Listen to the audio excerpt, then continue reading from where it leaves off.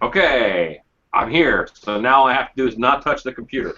I'm doing the mold, and so basically, here's my Krampus sculpt. I'm going to do a two-part plaster mold. Um, I, I'm Alan, just so you guys know. And can you guys introduce yourselves real quick, just so people know who else is there with me? I have the bald guy is Frank. He's the easy one. And I don't mean it that way, but he's easy to tell apart because he's a bald guy, and the other two are not bald guys. Frank has been acting with me for a long time, 5, 6 years, I guess, a while, a few years. He's a stilt walker, actor, friend. He helps me make masks and stuff, so he's helping me out. And then Christy Noble's been helping me out on videos. And Sherry Ramsey works with me at Dark Hour in costuming, and she's a home haunter, and she is also helping out. I think Sherry's going to mostly watch YouTube questions. I think that's the plan. I had Sherry muted for a second because she was jamming some music, and we have to not have music on the video. So, all right, I'm getting started. Welcome. The camera setup is kind of new and a little bit different. I wanted to make sure that you guys could see everything. I will move, and if there's something that you're not seeing that you want to, ask. Go ahead and post a question and say, hey, can you move the camera so I can see this better? And then they'll tell me, and then I'll move it. For now, the first thing that we have to do is get a clay wall up on the head. You want to divide your skull. Model your pants. You're wearing Halloween pants. I always wear Halloween pants when I'm home, if I'm wearing pants when I'm at home. But this is, you want to mold the sculpt this way. It's because there's going to be a seam line in between the two halves of the mold.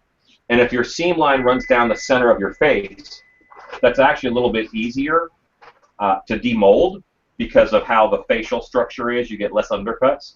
But you have a seam down the middle of your face, and you don't want that. It's hard to clean up, and it makes your piece look bad, and it's more work.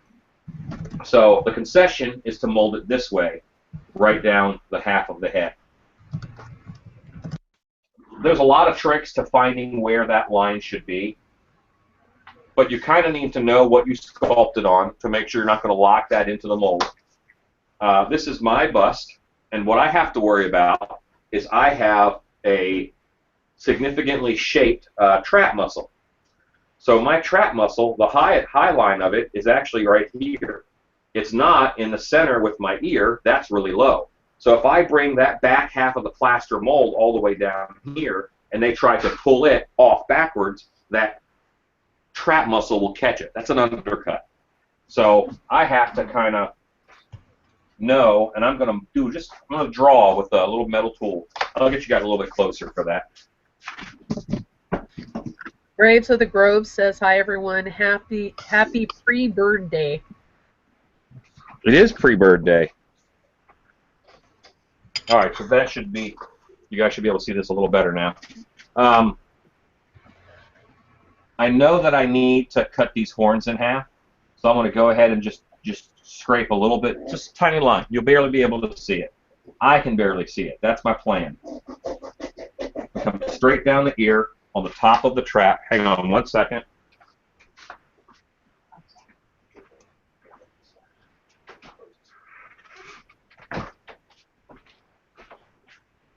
Got some noise going on. Had to fix that. Sorry. Right down here, down the ear. And this trap is going to keep it from being a straight line. It's going to angle just a little bit. This, the wall, I think, is what puts a lot of the mystery in this. You know, a one-piece block mold, lots of people can figure out. Lots of folks, you know, well, they'll do a small mold that way, no problem, but they get all freaked out and worried or nervous about doing this wall. And it is not difficult. I've just scratched where the line is going to be. Motion sickness for the win. All right. So right here, I just made a light line. See that very straight scratch mark? That goes actually all the way over. And it does this right through here. And then it's on the other side as well. Just wanted you guys to see how I determined that. There's a number of tricks that you can do to figure out exactly where that should be. One is you hold a light. You hold a light behind it. You know, looking at it this way. And wherever the light stops, and that where it first starts being shadow, that's the spot where you put your line.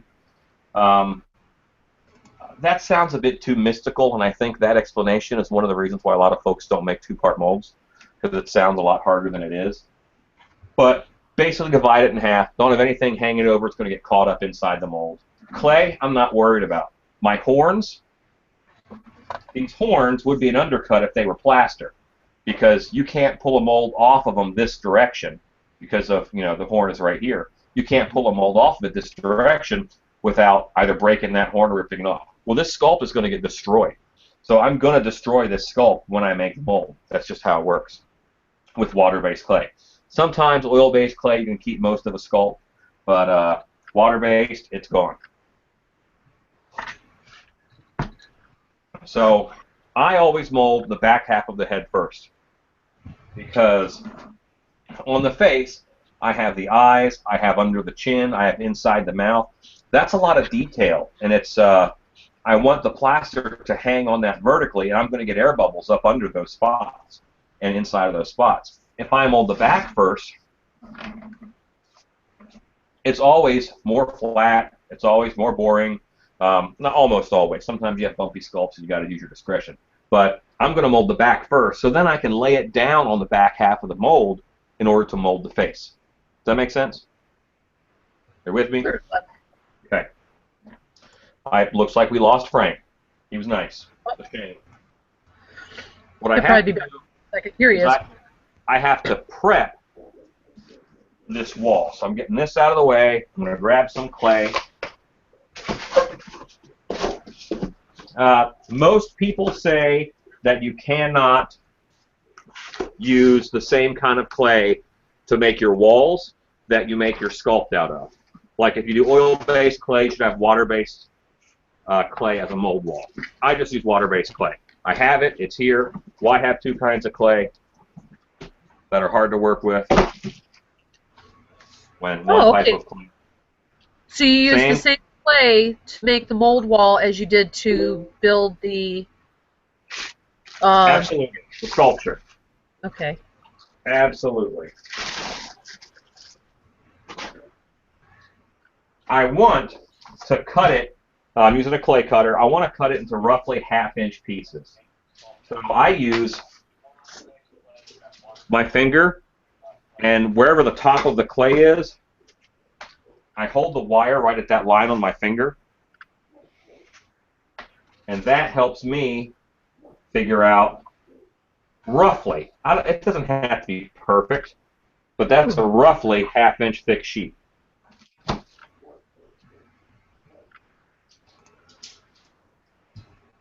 Maybe 3/4, but it'll get the job done. I'm going to go ahead and make a few slabs. I know a lot of guys who have, they make boards, and if you put two pieces of wood down on either side that are the same thickness, you can cut from the bottom, take this piece off, that bottom piece is exact and perfect. I've never been really an exact and perfect kind of guy. Why start now? All right, so I have clay, more than enough, I think, to do this wall. Get my wire cutter out of the way. Get this clay out of the way. And my sculpt goes back to front and center. All right. So right now, these sheets is just the size that the clay comes. I'm going to cut them in half.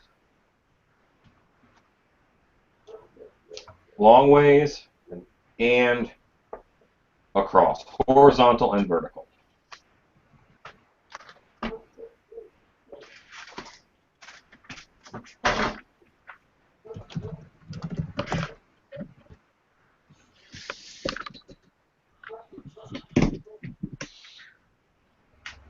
All right, so this is chunk of clay. I want it to be pretty smooth here. I don't want a lot of finger marks in it. I don't want a lot of dents and divots and mess ups. I want this to be a nice smooth wall. So I'm going to grab a sculpting tool that looks like a needle because that's the easiest way to do this.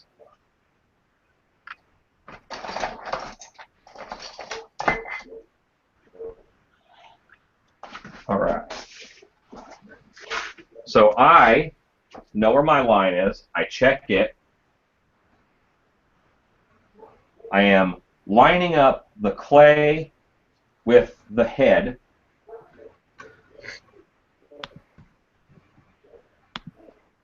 And I'm tracing along the head in order to get this line. Once I scratch the line in the clay, I then cut out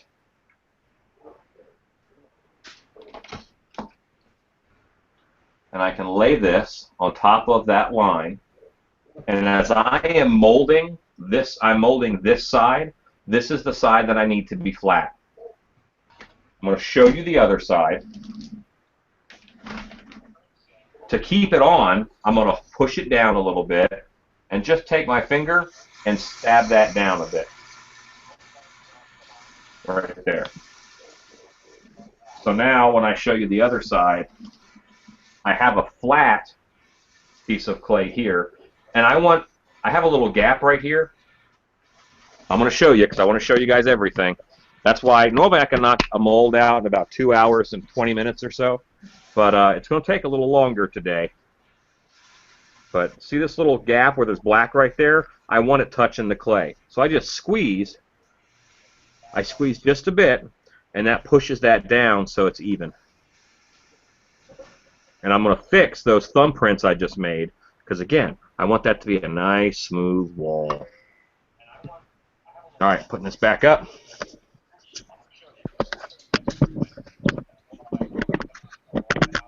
I will tell you that the clay wall is the hardest part. Getting this right makes your life easy. Getting it wrong, and you make a rock as opposed to a mold because it'll never come apart. I want, wherever this wall touches the sculpture, I want it to be a 90-degree angle. That's because if you think about how buildings are built, the corner of the building is actually pretty strong. If it were too sharp of an angle, then that piece on the edge can break off. If that piece on the edge breaks off of your plaster mold, it hurts the detail of your sculpt. You get this giant wart somewhere on the face. And once again, I'm holding it behind, and I'm scraping just lightly along both the sculpt itself, and now I'm actually scraping along this piece of clay because that's what I want that to match up with. But the short story here for the too long didn't read version is that, well, I'm making a wall that cuts this in half as close as I can.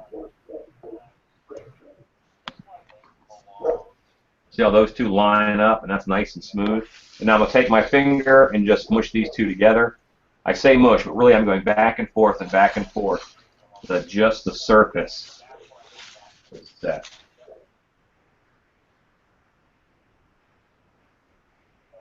I'm just going through my pieces of clay that I cut. I'm holding them behind. I am fairly easily making this impression. Can you see how that line that I did, this is the clay wall, this is the side, this cuts out for the ear and goes down and back out for the bottom of the ear. And Jose is here, Diablo85, saying hey hey. Howdy, sir. All right.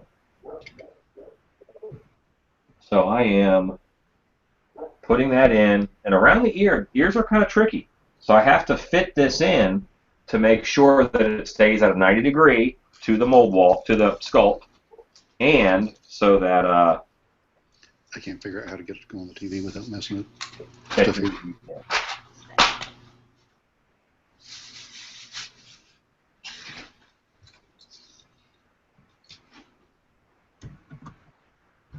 all right. So now I'm pretty airtight here. I'm nice up against the sculpt. I'm going to work it a little bit more later, but I want to get it on now, and then I'll treat the whole wall, you know, as a unit.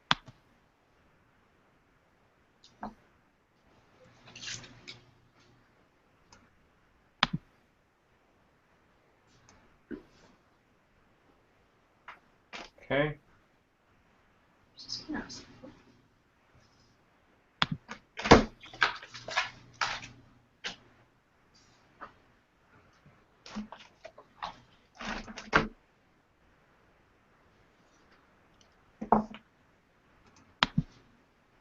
And what I'm doing is I'm getting these pretty close. I'm not getting these laser accurate. I'm getting them pretty close with the cutting with the wire, and then I am squeezing them into place and kind of massaging them. I'm making sure my angles stay at 90 degrees. All right.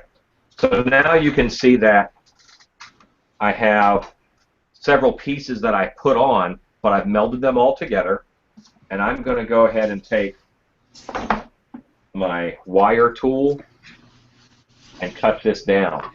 I don't need the wall to be that high, and I want it to be even. I want there to be a nice, smooth. This is going to be the outer edge of my mold. I'm going to bring my plaster that far out.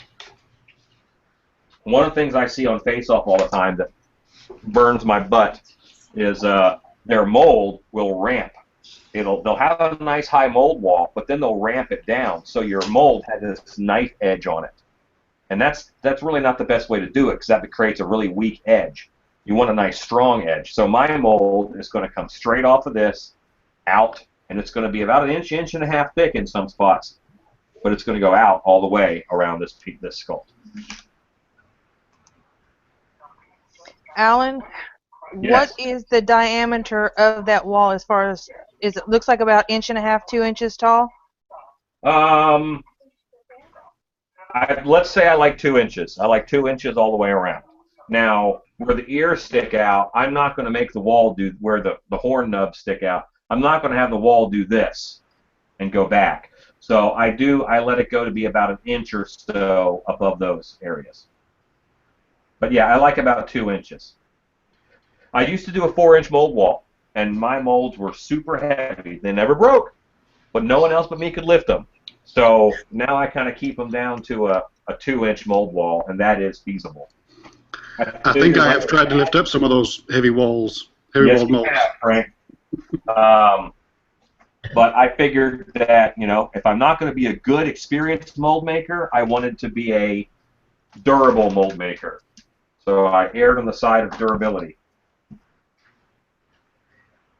And normally what happens is you make your walls too thin, or your mold too thin. But I know if I go all the way out to my wall, I'm going to have a good thickness most of the way around. And the only place I'll have to worry about getting thin is on the back of the head itself.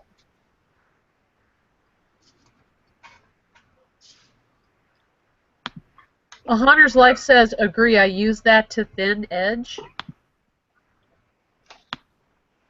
Well, let's just say, okay.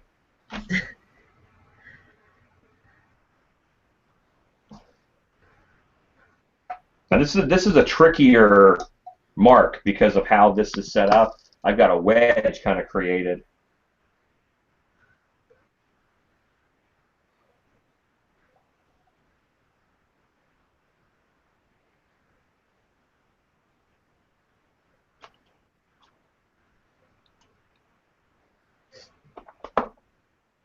And Mary from Branson's Haunted Hills says, Happy Thanksgiving Eve to you. Oh, happy Thanksgiving Eve. Now Thanksgiving gets an Eve. It's going to get all uppity. Oh, she said Thanksgiving Eve. Sorry. And Zombie Dave said, thank you for showing us. No problem.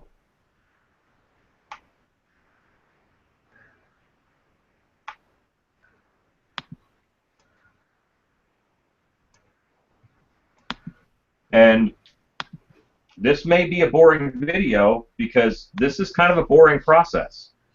This is the second worst part, I think, of mold making. The worst part is cleaning out the mold itself. All right, so what I just did, and it looks pretty good from that angle, but if you look at it from here, there's a heck of a gap right there because I went too long. I can go right through here. I went too long on my cut for the cap. So I'm going to take one of my other pieces, I'm going to lay it down. I'm not getting upset. Let me actually give you guys a good view of this. I know this is too long. I'm going to shorten it by what I saw I need to shorten it by. I'm going to trace the rest because they were good.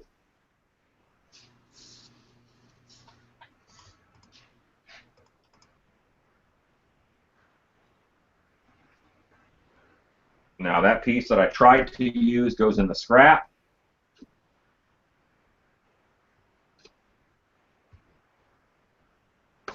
And this clay cuts like warm fudge, so it's not, you know, it cuts kind of like butter. It's not tough to cut or move or shape at all. But I'm not going to force in a piece that doesn't fit. Could I have squeezed that into oblivion and shoved it in there? Absolutely. But this is now gap free, and it's sitting in there exactly where I want it, so I don't have to force anything. Kim BDI Brat Kennedy says, I'd rather it was boring than you leave out a step. That's right. And if it was interesting, more people would be doing it. Sculpting is the interesting part. I think that's the fun part. I don't make molds because it's fun. I enjoy it. I enjoy any kind of work where I can see my results. You know, I'd rather work as a carpenter framing a house because you see so much work happen so quickly. At the end of the day, you feel accomplished. Sometimes when you work at a desk and you can look at your computer at the beginning of the day and the end of the day. You might have worked for 12 hours, but your computer looks the same. You can't see what you did. And I think that has an effect on your psyche a little bit. I can attest to that. So I am cleaning up this piece. And the reason why I'm cutting that off, I'm going to pull the camera down again. This mold wall would normally take me about 15 minutes to do. That's how long it would take me. But I'm talking you guys through it, and I'm slowing down, and I'm trying to explain everything. I am going to cut off that bit right there because it'll be easier for me to put a piece on and use the flat top edge than it would be for me to cut out those angles around the tip of that ear. So that is why I'm going to take this little piece off. And I just wanted to explain it as I was doing it.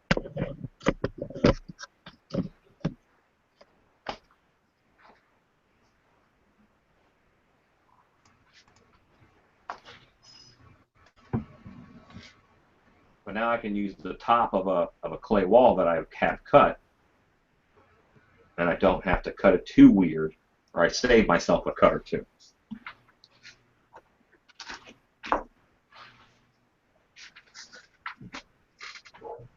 Now, and this ear sweeps back. So when I cut this piece of clay to go on it, I'm actually going to cut it at that angle so it matches up with the ear. You know, if this were all flat, it'd be easy to put it on there. But going around the ear, this ear angles in and sweeps back in the width of this wall. So I have to make that angle guess also.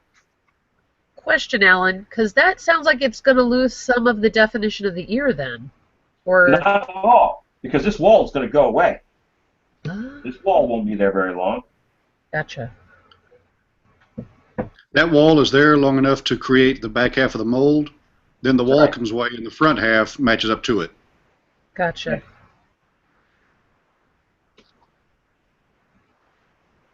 Thank you. Yeah, this gets peeled off actually as soon as the mold is made. Gotcha.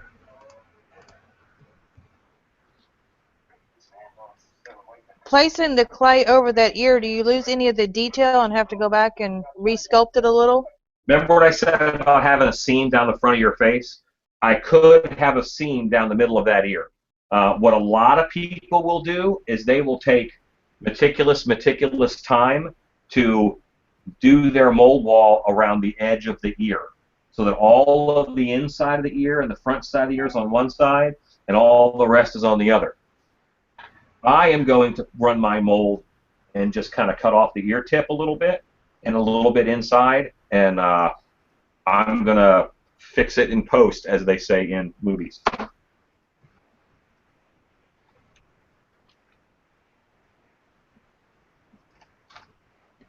Okay.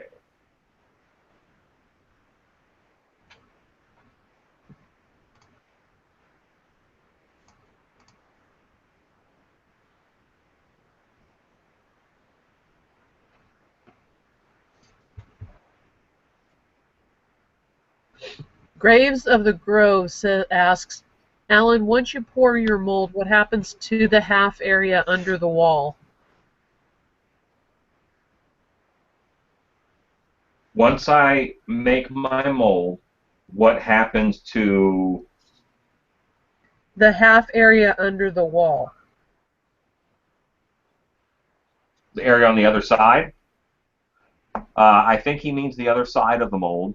That's going to stay until this is firm. Then I'll peel off the clay, and then the plaster that was up against the clay becomes the mold wall for the front half. I think that's what he meant. And then Kim says, you hope it matches up. Yes. Should match up. And if not, I do it again. I do want to do it correctly.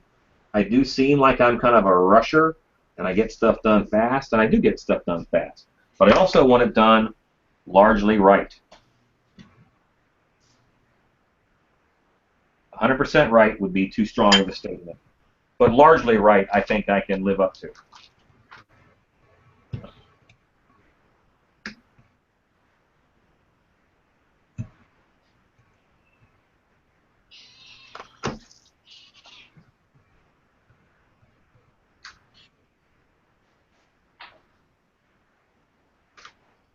Okay.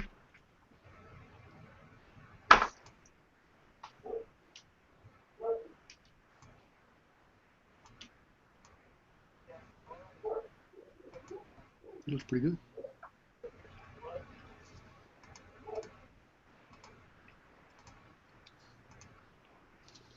So I didn't think we'd have that many people watching tonight, simply because of the day that it is. A lot of people have family in town. Right now we got about 16 watching along on YouTube, it looks like. And that's actually not bad numbers.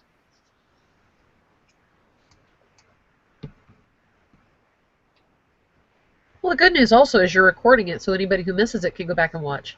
That's right. I'm going to show you what some people do. I'm not going to do it, but I know why they do it, and I understand. I'm molding that back half. I'm going to be pushing on that with a brush. So a lot of folks will take little ramps and attach it to the mold this way, to the wall. That way when they push, it's got some strength to keep it from folding onto the head. I don't do that, but it's an option for you. I've done it enough. I've got a gentle enough hand with the brush that I'm going to be okay. But I want to tell you about it because hopefully some of you are watching have not made molds before. And then once again, I'm going to trim up this side.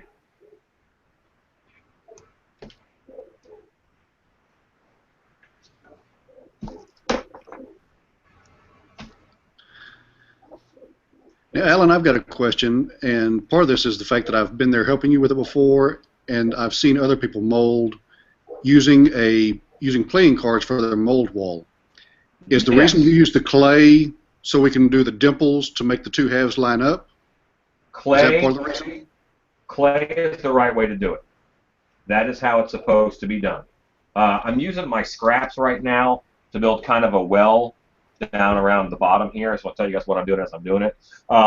I will often use playing cards, clear plastic playing cards. They're meant for using in the pool, you know, playing cards by the pool. I use those because I can quickly just stab them in and then tape them together, and that's my mold wall. But you don't get alignment as well, and it's a bit of a trickier process. It's more of an advanced technique, but it's a fast technique, and it's an easier technique. It's advanced because it's easier, but you have to kind of have an understanding of these principles and what can go wrong in order to do that effectively. So this is the way most people are taught. Okay, scratch that. This is the Allen Hopps way of doing a mold, beginner way, because most people will mold their face first because they're excited and they want to mold the face. That's what they work the hardest on. And they will put towels around this, and they'll lay it down on the table, and then they'll build up clay to be the half-way of the wall. I think that's a ridiculous process. More power to them. They get great molds. Rather than just mold the back first, then you can lay it on the back. But every pro video that I've seen or that I've talked to, they always mold the face first. You're a trendsetter.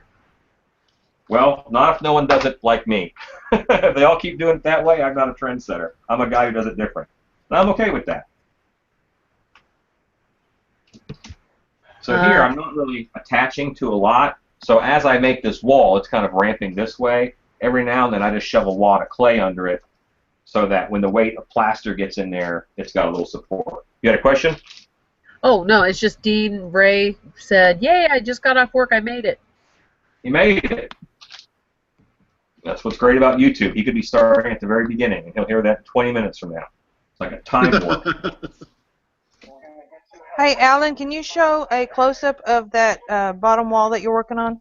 Yes. Please? The bottom wall is not important. The bottom wall is something that I do most of the time because it helps me stay neat. This is one of the rare times where I am a neater, cleaner mold maker than a lot of people. You're not going to see wet plaster all over my table. In the show Making Monsters, kills me when you'll see Mondo mix up a pitcher of plaster. He'll just pour it kind of willy-nilly. It goes everywhere, off the sculpt, onto the table. It's like, oh, you know. When I was beginning, I was pretty poor, and while plaster is about $40 for 100 pounds, and you can get about 2 or 3 mask molds out of that, still, that's a waste of materials that I could use to mold something cool. But here is the mold wall along the bottom, and I'm just kind of piecing it in and together. It is not fancy. It is not good. I'm not cutting this one. I'm not worried too much about it. I will smooth it out here in a bit, but I'm just putting clay in and together, and then I'm using my finger to seal them up so that it will hold liquid plaster until it becomes non-liquid plaster. I'm kind of playing Jenga with the pieces that I used and cut off earlier. They're going to all fit together down here. And I'm just supporting it with a bit of clay.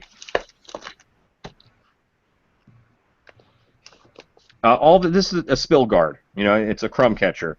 I'm going to be painting my plaster up here. It's going to run down and stop against this. This keeps from going onto the table, and then I can take my brush, I can pull from this little well just a bit to bring it back up. Oh, that's a good idea.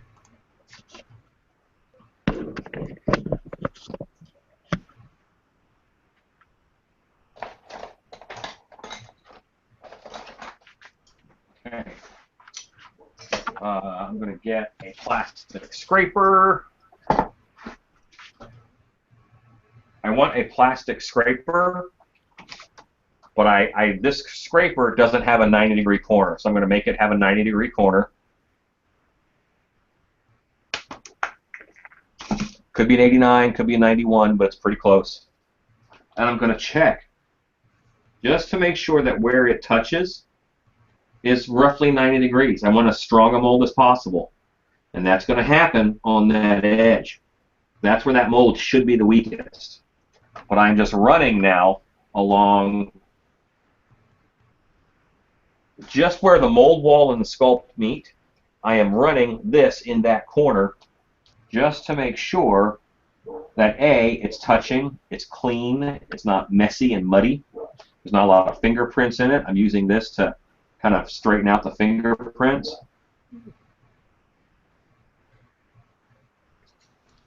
I'm making sure at the same time I can't see any light through it. If I can see light, that mold wall is not touching. If it's not light proof, it's not going to be plaster proof.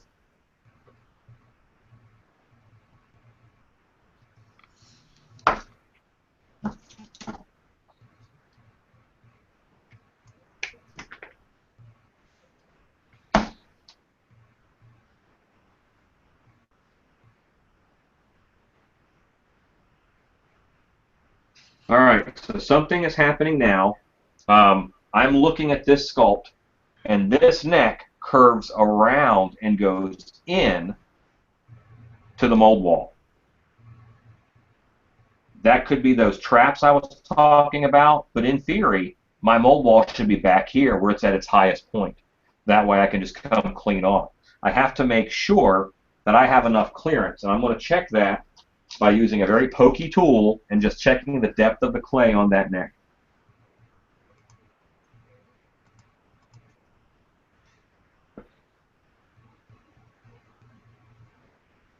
Not a sculpt. Oh, this is from Branson Honda Hills, Mary.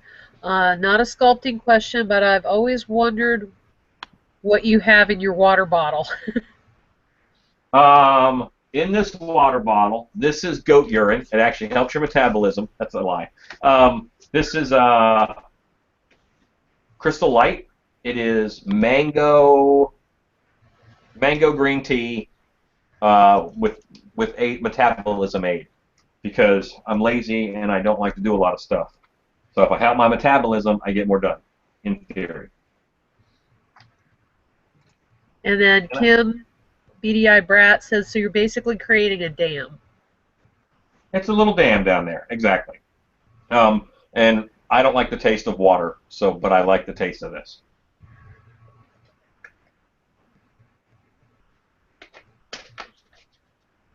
All right. Now is the time where I look at my work and I make sure that this is what I'm doing. I'm not worried about the face. I'm not even looking over there at the face because I'm not molding it yet.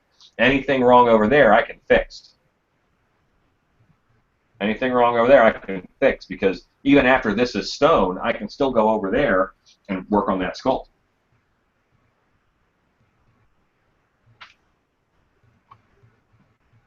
Okay, I'm looking for fingerprints. I'm looking for anything. It looks pretty good. So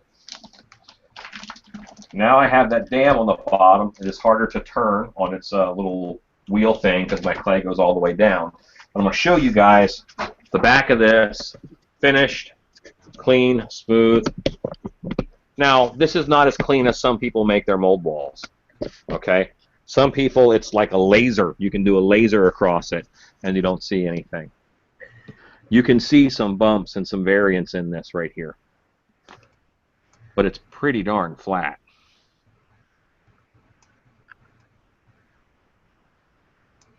I can see right here in the ear, this doesn't quite go all the way down. So that's one.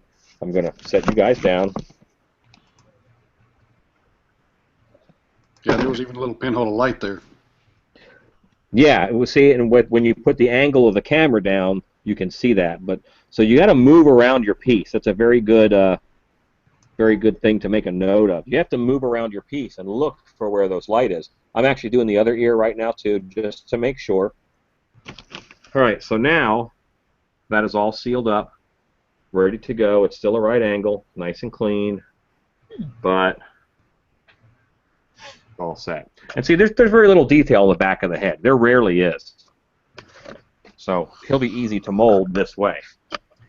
And I can get away with using a thicker plaster on the back of the head because I have to do this one vertical.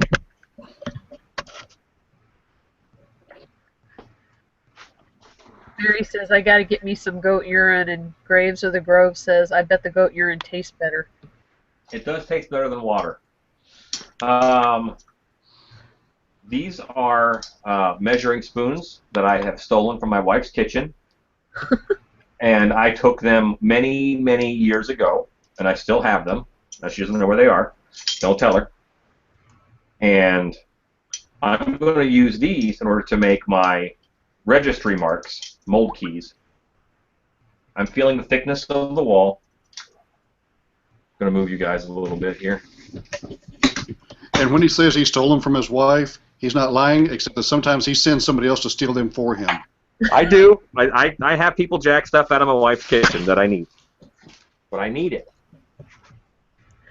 And she won't yell at company. All right, so I like this size. And I'm going to go in. I'll show you what I'm going to do up here. I'm going to go into the mold wall, and I'm going to make a semicircle dent. Just a little convex area like that. Is that the 1/2-inch teaspoon? Nailed it. Yes, it is. You must be a baker or something. Yeah, it's a half teaspoon. So I'm going to do that in a couple spots. What that's going to do is I'm doing this on the clay surface. You have to think in negative. Everything that's negative on this clay wall is going to be positive on the mold. So I'm going to make dents in this, but those are going to be bumps in the plaster. Okay? Hopefully that's clear. I'm going to do a few of these here. Normally I take this off. I'm going to just take it off. Should the bumps be larger for larger molds? Yes. And the only reason why is that a heavier mold is more likely to break off that little bump. So you want a bigger bump to take the weight. This mold is fine. I could use the largest one and just have a shallower depression.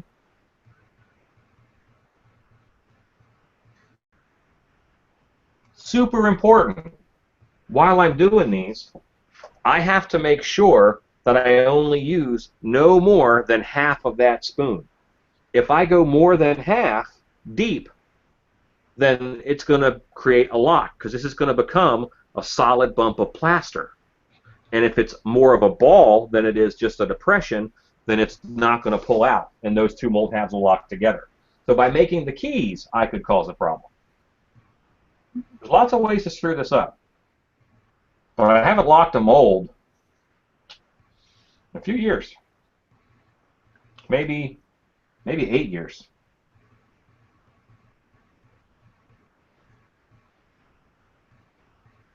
And it's a real terrible feeling to sculpt something that's awesome and then mold it, and you can't get the mold apart. You have to break it up, because remember, the sculpt gets destroyed. So then you have lost all proof of that awesomeness. It only exists as a picture on Facebook. Now, your mold wall. By the nature of some sculpts, some mold walls are not as flat as this. They have to wave a little bit or be turned a little bit. If my mold wall turns out this way and I put my mold lock on that part of it, it's going to cause a problem. If I put this on that part of it, it's going to cause a problem. So you have to make sure that they're going to be able to pull away separately and evenly from front to back. That's why all of these are done on a flat area that's facing this way. I'm going to do 5 on this particular sculpt.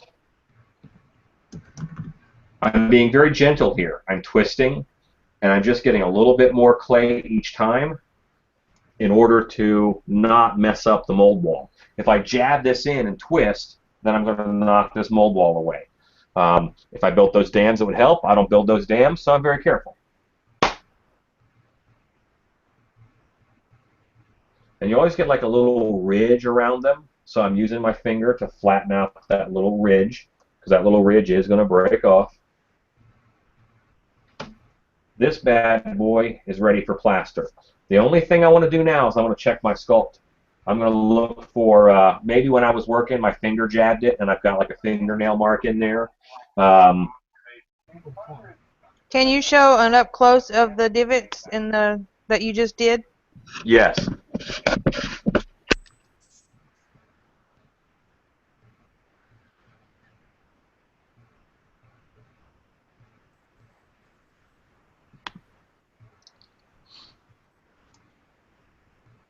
And Kim just asked, are those registration marks?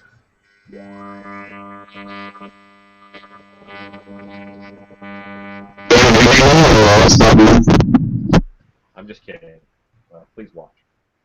I kid. That was weird. Yeah. It's a registration mark. What was weird? You just had some weird sound going on. I did? I didn't hear it. Yeah. Might have been from handling the webcam. Maybe. All right. So I'm about to put this. These caps are from Great Stuff bottles. These caps are from Great Stuff bottles. I haven't tested to see if this plastic sticks to plaster. I'm going to not take any chances, and I'm going to put a mold release on this, which will probably be Vaseline.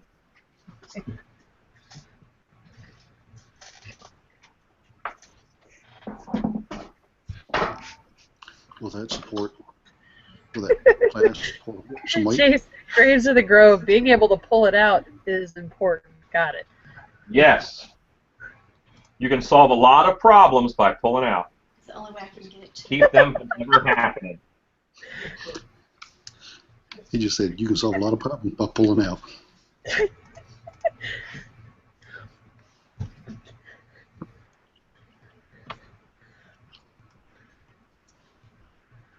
Not that that technique is 100% effective. I'm carrying my mug on it and maybe the couch. All right, so I Vaseline those. They're safe.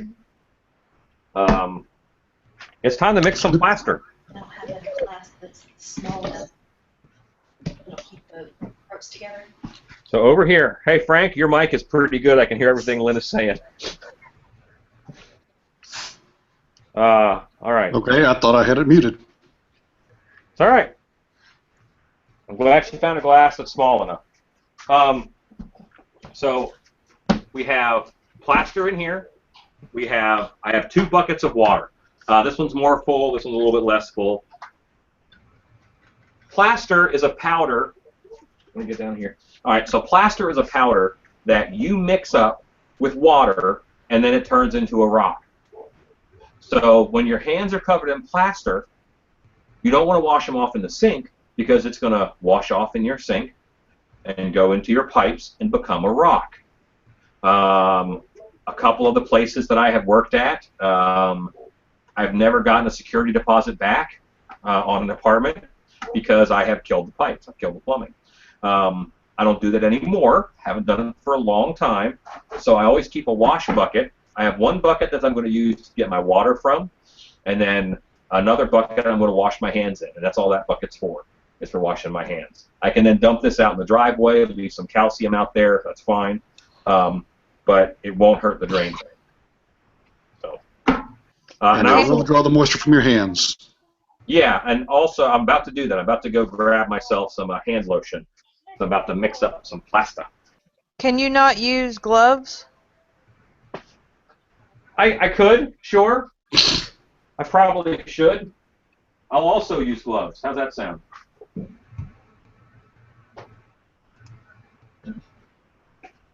All right, so now I have gloves, smarty pants. All right, the hand lotion helps to keep the plaster wants moisture. It's going to draw it out of the air. It's going to draw it out of your skin. And if you mix up too many batches of plaster, it'll crack your skin open. It's rough stuff. But I will throw on a pair of gloves. That might help. While you're doing that, Lana Stacy says, love your work. And Mary asks, is that goat's milk? LOL.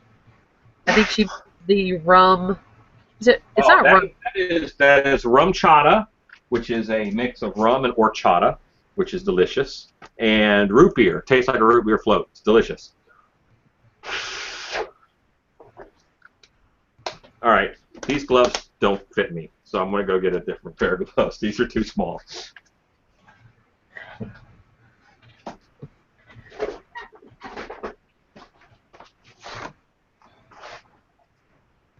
Extra large gloves. These will work.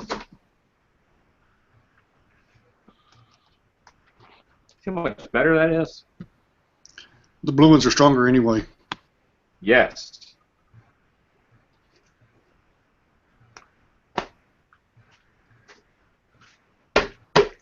This is my plaster mixing bucket. The plaster will also wick the moisture out of even plastic. So over time, this will crack a lot easier. I probably use this for maybe 8 molds or so. Cut the bottom of a 5-gallon bucket. It's a good, I can see what I'm doing, and I'm not going to mix up too much. If I used a full 5-gallon bucket, I'd mix up too much, have a lot of plaster die in the bucket. You waste a lot of material that way. I'm going to mix up smaller batches so I know I can use it all. Volume-wise,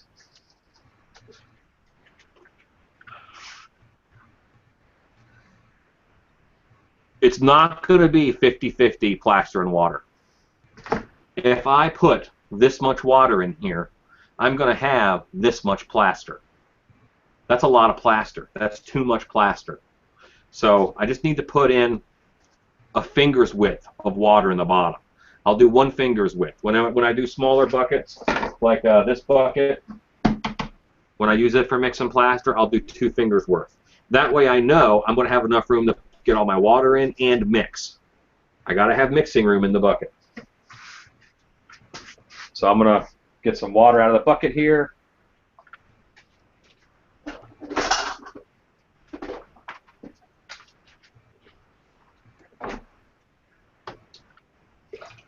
And Cryptic Estate just tuned in. Great.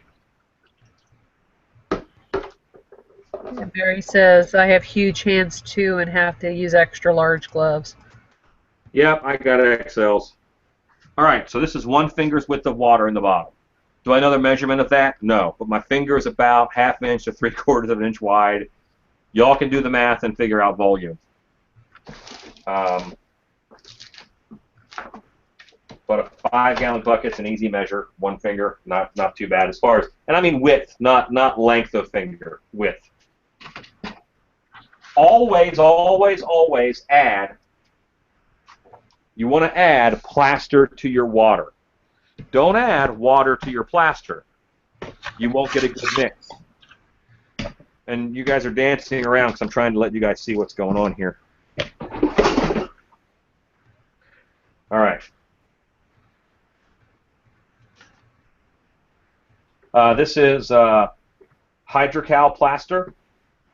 It's probably a mix of Hydrocal and Ultracal because I don't always go all the way empty before I refill, but then I mix it in together so at least I know it's mixed as opposed to part of the mold's this and the other part's that. You guys can see that I have a mound right now of plaster in here, this white powder. That is nowhere near enough, okay? I know that. I just kind of wanted to move it around a bit for you so you can see it. You're looking for a texture. They call it cracked earth, like a dry riverbed. And you'll see kind of what happens in here.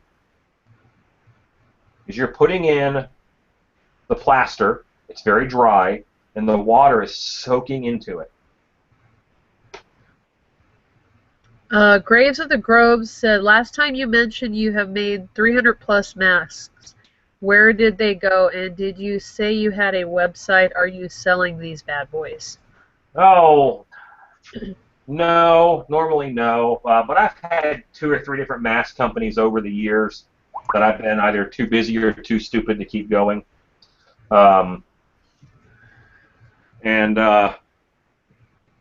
You know, every time you move, you don't want to take 700 pounds of mask molds with you. Can you guys see how that is kind of starting to look like the surface of the moon a little bit? There's all these little cracks in it and stuff. That's where I want to be. This right here, beautiful. That texture. That's where you want to be. All this over here is a little bit loose still. I'm going to add a little bit more. And once you get like that on the surface, that tells you you've got just about the right amount in there for maximum strength. But it also makes a runny plaster. So I always add a little bit more. This is right now, according to the plaster making world. If you mix this with a drill and a mixer attachment, it's going to be a stronger mix than mixing by hand. I just mix by hand most of the time. Sometimes I mix with a thing. If I'm in a shop, I'm making 10 molds in a day, I'll have a mixer. But I'm just running my hands through, and I'm feeling for any lumps. Any lumps, I grab and I squeeze and I take them out. And this is great. A little thin. I know if I put this on here, it's going to run. I don't want it so thick it doesn't get into detail, but I don't want it so thin it's going to run everywhere. So I'm adding a little bit more.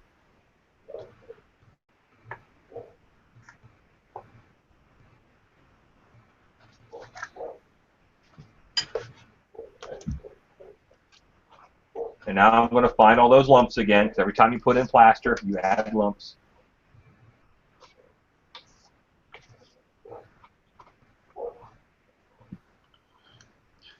In the past, did you say you want this to be like a thick gravy at this point? Right now I go for pancake batter. What I'm looking for right now is pancake batter. Maybe a little on the thick side for pancake batter, but pancake batter is what I go for the first round.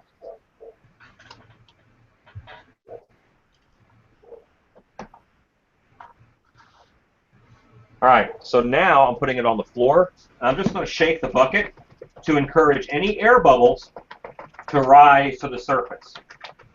Because I don't want bubbles in there. A bubble up against my sculpture is going to make a wart when I make the mask. Because if plaster doesn't go there because air is there, latex will go there.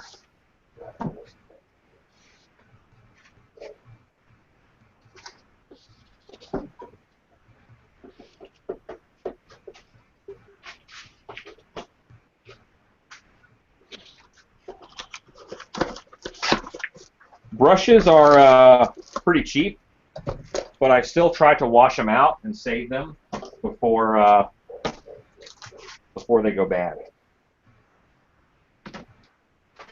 Always keep your plaster covered. I've got a lid on mine here because moisture from the air will go in there and cause it to go bad early.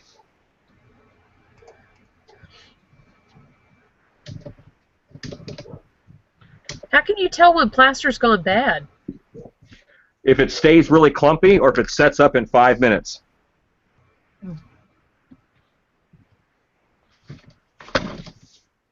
All right, I brought you guys down a little bit. I'm going to put you right on the mold. I'm not worried about time. Ultra Cal 30 has 30 minutes before it's going to get firmed up and solid. So I have time. You also want to mix your plaster and let it sit for about a minute. That is a helpful thing. And basically that water is kind of oozing into every little bit that I might have missed before. And that's why I'm just letting it sit for a minute while I have a drink of water.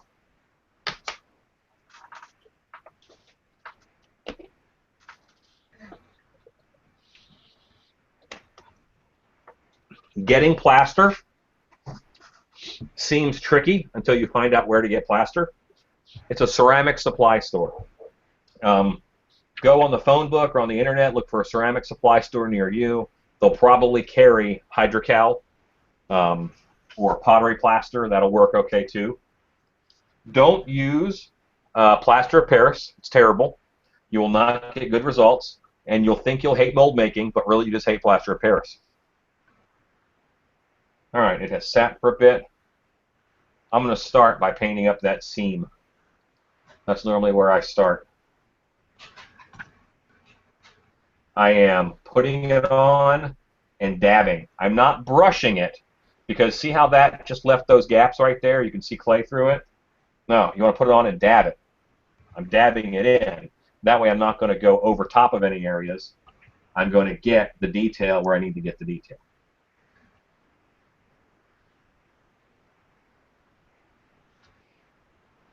I'm being especially careful on the ears because of the way I did the mold wall. I have to make sure I get around the tip of the ear. So I'm doing that right now so I don't forget.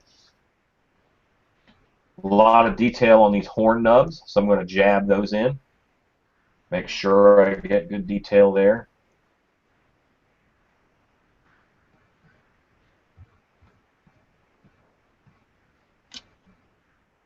This swoop up a good bit and mash it on. That's how I want to cover most of my ground. Swoop up a good bit, mash it in. And I say mash. I don't want to mash so hard I affect the sculpt by any means, but I don't want it to lay on top of air. I want to move air out of the way.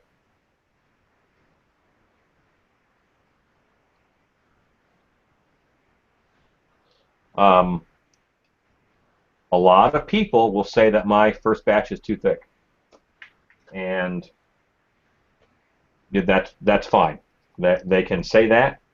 This is how I like it. It is kind of a matter of preference because my molds work. If my molds did not work, if they fell apart, I would have changed things. So I don't say they're doing it wrong, but I don't want to waste a lot of effort. I want to do enough work to make it right, not enough work that I hate doing this every time. And again, I've made about 300 mask molds. And I think I've made maybe 3 rocks in that, so that's a 3% ratio. Now, Jose, Diablo85 wants to know if you spray anything on the mold before you cast. For a latex mask, no. You don't need a mold release for latex to plaster. It's going to do the work for you. When I do the face, the back of the head, there's not a lot of detail in it, so I did not spray anything on the back of the head. But when I do the face, I'm going to spray paint it in order to put a thin layer of plastic, which is what spray paint ends up turning out to be, onto the sculpt. And that thin layer of plastic is going to help get the clay out of the mold a little bit easier. But water-based clay is the easiest of the clays to get out of the mold.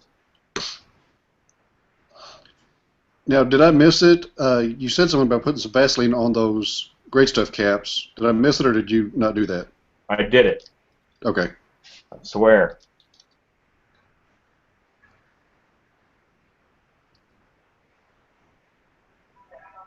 Mud R wants to know how much loss of detail is expected. None. 0. I want no loss of detail. I'm going to see every fingerprint in this sucker. That's why we bother to do detail in our sculpt.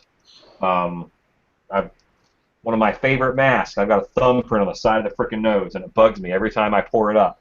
But it's a really good sculpt, except for that stinking thumbprint. And if I printed it, I would be able to tell it's my thumbprint. I've got one of those thumbprints on an award. Yes, you do. When I sculpted a skull award for Haunt Actors one year, and I made sure that my thumbprint was in that one, just because I was proud of them.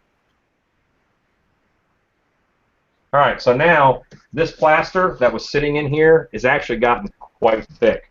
It's an older plaster. I have another bag, and I'm going to go ahead and put that in. So this plaster has gotten firm fast.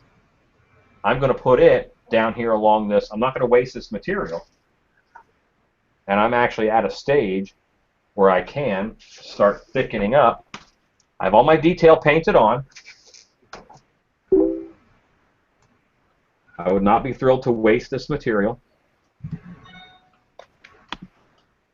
And I am able to apply this to the head. Alan, does the weather, such as humidity, affect the curing time of the plaster?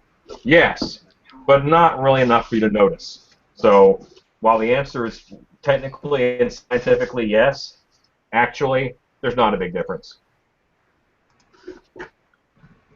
It'll go a little faster if it's rainy out, actually, because it's drawing more moisture from the air.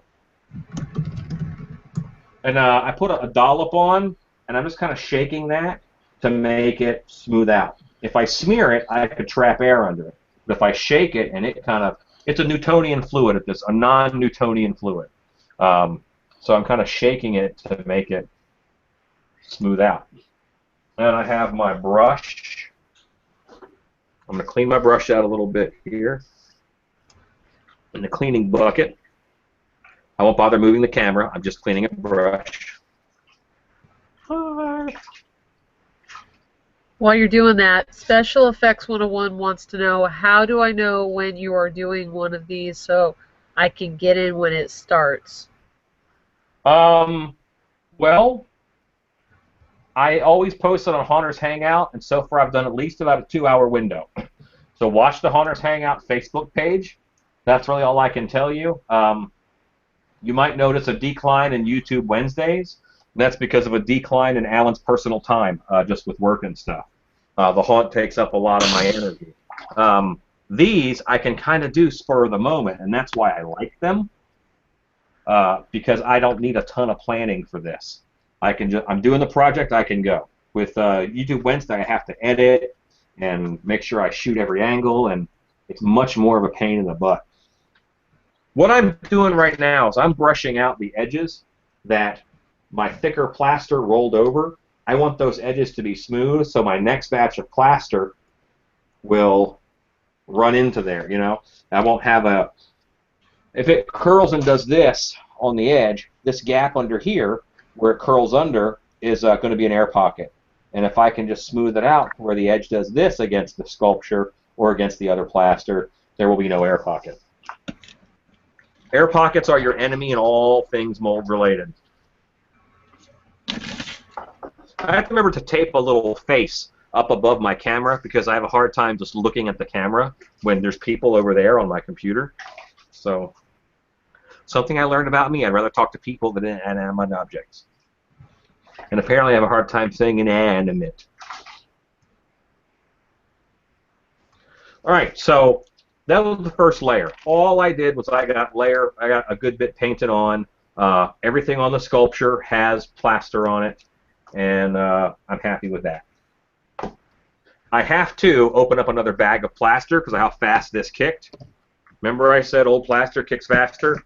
Well, that was not 30 minutes. The upside is that we didn't have to wait 30 minutes for that layer to kick. So this might go a little fast, not as fast as normal, but it'll go a little faster than I had planned.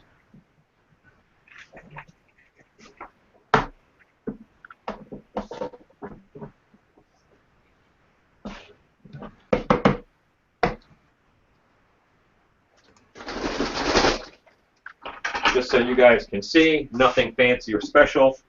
100-pound bag of Hydrocal white.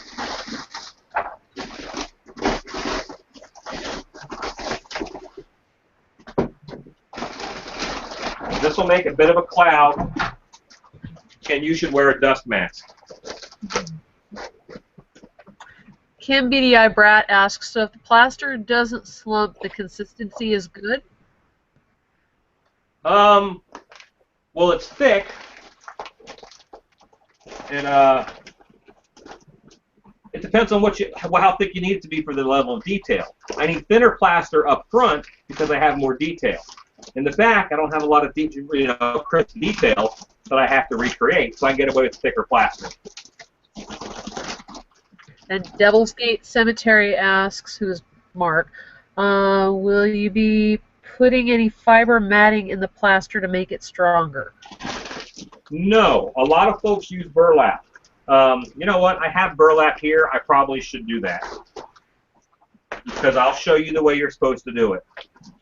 Even if I'm not going to do it that way, I'll at least tell you the way you're supposed to do it. So I have some here.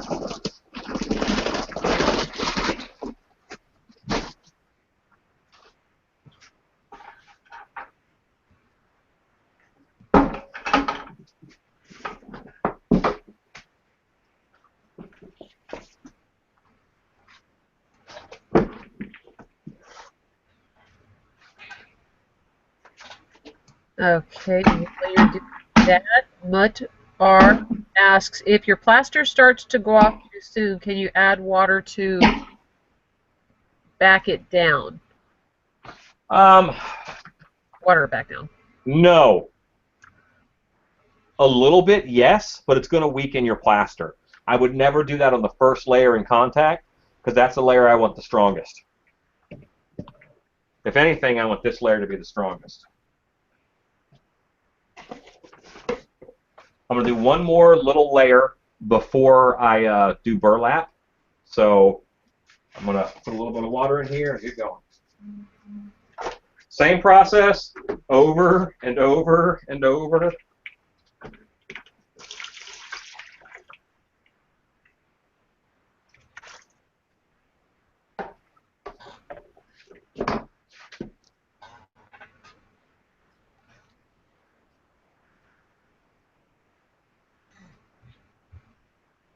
It's not uncommon for me to come home from work and do half a mask mold and then sit down for the night. Because doing the half, you know, that can be about 2 hours or so with all the prep and stuff. So pretty often I'll do one half one day, the other half the next. But at work, I really expect the marathon and just knock it out.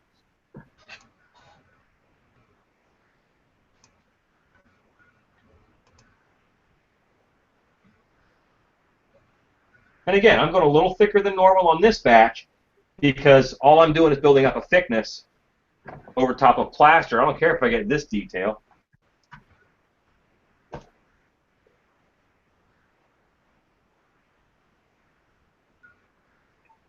Alan, you're up to 21 viewers. Well, okay. Okay. That's a lot for the day before Turkey Day. They have a lot of family in town, and I was not expecting a lot now, but I wish I had YouTube when I was learning how to do this stuff. It just wasn't around, and you didn't have the resources that we have now. Is that the truth? But still, there aren't any, you know, 3-hour-long videos on YouTube of someone making a two-piece mask mold all the way through. I started doing the YouTube Wednesday videos because there were just gaps in knowledge. Not that I'm a genius. A lot of people do stuff the way I do it. But they don't share. And I share. That's been a big thing. It used to be everything was a trade secret. Somebody's bound to steal it and use it. But it seems like, for the most part, a lot of people are more open to sharing knowledge. Well, my opinion is, if I teach 5 people how to do this, each one of them is going to come up with a shortcut and tell me, and then I have increased my speed. Does that make sense? I mean, they're helping me whether they know it or not, because they're going to find a different way to do it. Or they're going to find a different place to buy it from, and they're going to save me, you know, $4 a bag. There's always an advantage to sharing knowledge. Oh, yeah. Jason asks, I have a hard time saying inanimate, yeah, that word, too, but but I've been drinking. I haven't been drinking, though. I just can't say it. Inanimate. Inanimate. Inanimate. Do, do, do, do, do. Inanimate. Inanimate. I have to say it a couple times. And Mary says, cool, I've been wanting to see the burlap trick. It's not a trick. It's just you put in burlap. Why I don't do it is if you ever break a teacup, you can glue that teacup back together. Imagine if you drop that teacup and it has fabric in it. Well, then the fabric is in the way of you gluing it back together. So you don't get as clean of a joint if you drop it. And that's the only reason to have it in there, is to keep it from breaking.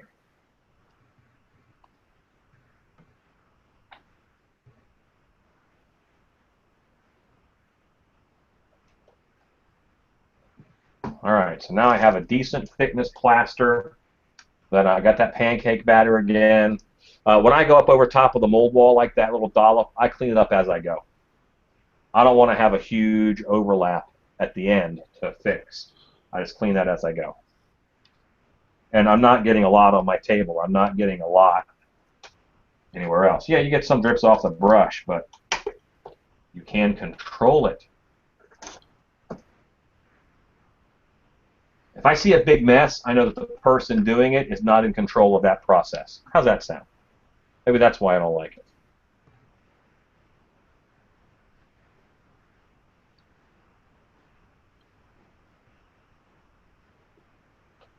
Before I go to burlap, I'm going to make sure that my ear tips are encased in plaster, and not just by a little bit. Because I don't want the burlap to have to do a lot of folding and going around corners. I want to smooth it out pretty good before I get the burlap on there.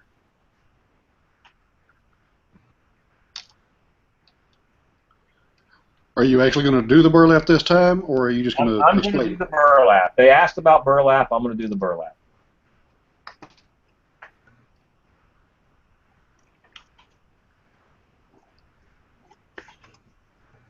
And I've been doing a lot of ultracal. Ultracal gives you a little more working time than hydrocal. So, kind of moving a little slower probably than I should with hydrocal. It's not going to kick on me or anything, but you can feel it go through its processes. You can feel it. It slowly thickens. It doesn't. It's not liquid, liquid, liquid, bam, it's solid. It slowly thickens and goes through stages of thickness. Like this is thicker than pancake batter. I'm almost at a frosting right now. And I'm using this, I put it on my hand, and I'm bolstering the edges of this mold. So I have those nice thick edges that don't ramp down. Ooh, got some good questions here. Cryptic Estate wants to know, have you ever had any problems with the bristles breaking loose from the brush and getting on the plaster or mold?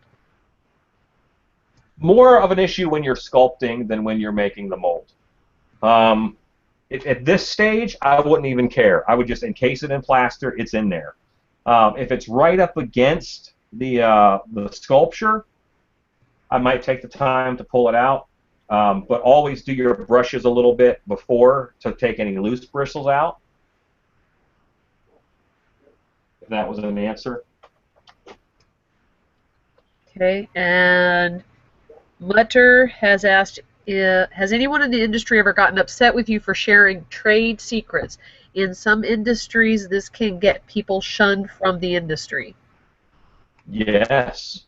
Yes, they have. I had someone call me threatening to sue me when I was making silicone masks and showing people how to make silicone masks because they were the only ones doing it. And they were making a killing. And they still make a killing. But it kind of went away when you saw 20 other mask companies pop up. When they were the only one, no one had really figured it out yet. So yeah, they got pretty upset when I was telling folks how I didn't know their process. I still don't know what their process is, but I know how to get a similar result with my process. So yeah, they really don't have a case. No, because I figured it out on my own. Yeah. Good to know. But they can still be annoyed. That's their right. Yeah, true. Roseblood 77. Speaking of burlap, do you ever use monster mud? Rarely. I will occasionally use monster mud, but it's pretty rare.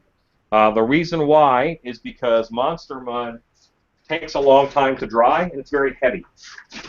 I want things that are light and fast because of my needs. A lot of my stuff is not outdoor, it's indoor, and because it's indoor, it can be a little bit lighter. Monster Mud's just so heavy. Now, it's cheap. It's great because it's cheap, but it's very heavy, and it takes a long time to dry. I want to finish a project in a day, not in a week.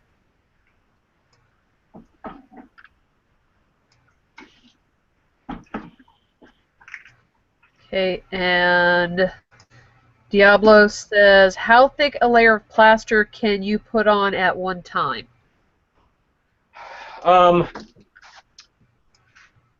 the more plaster is in an area, the more heat it creates. The more heat it creates, the faster it cures. If it cures too fast, it'll have like surface cracks in it, and it could crack all the way through. So I wouldn't go more than like ½ an inch at a time. Have I been guilty of doing more than that? Absolutely.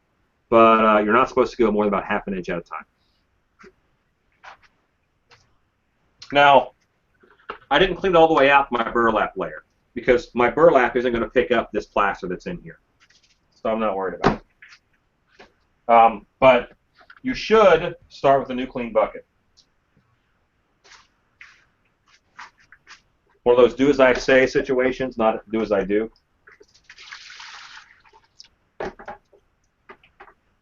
And Special Effects 101 says, I am making a leather face latex mask, and I need some suggestions on what to use for the stitching. Well, do you want to sculpt the stitching, or do you want to have actual stitching? Otherwise, I just stitch it with thread. You know, once you get it made, stitch it with thread. Make all your holes and stuff so that you can run a needle through it easy. But stitch it with thread after the fact. I'll add another layer of detail and realism.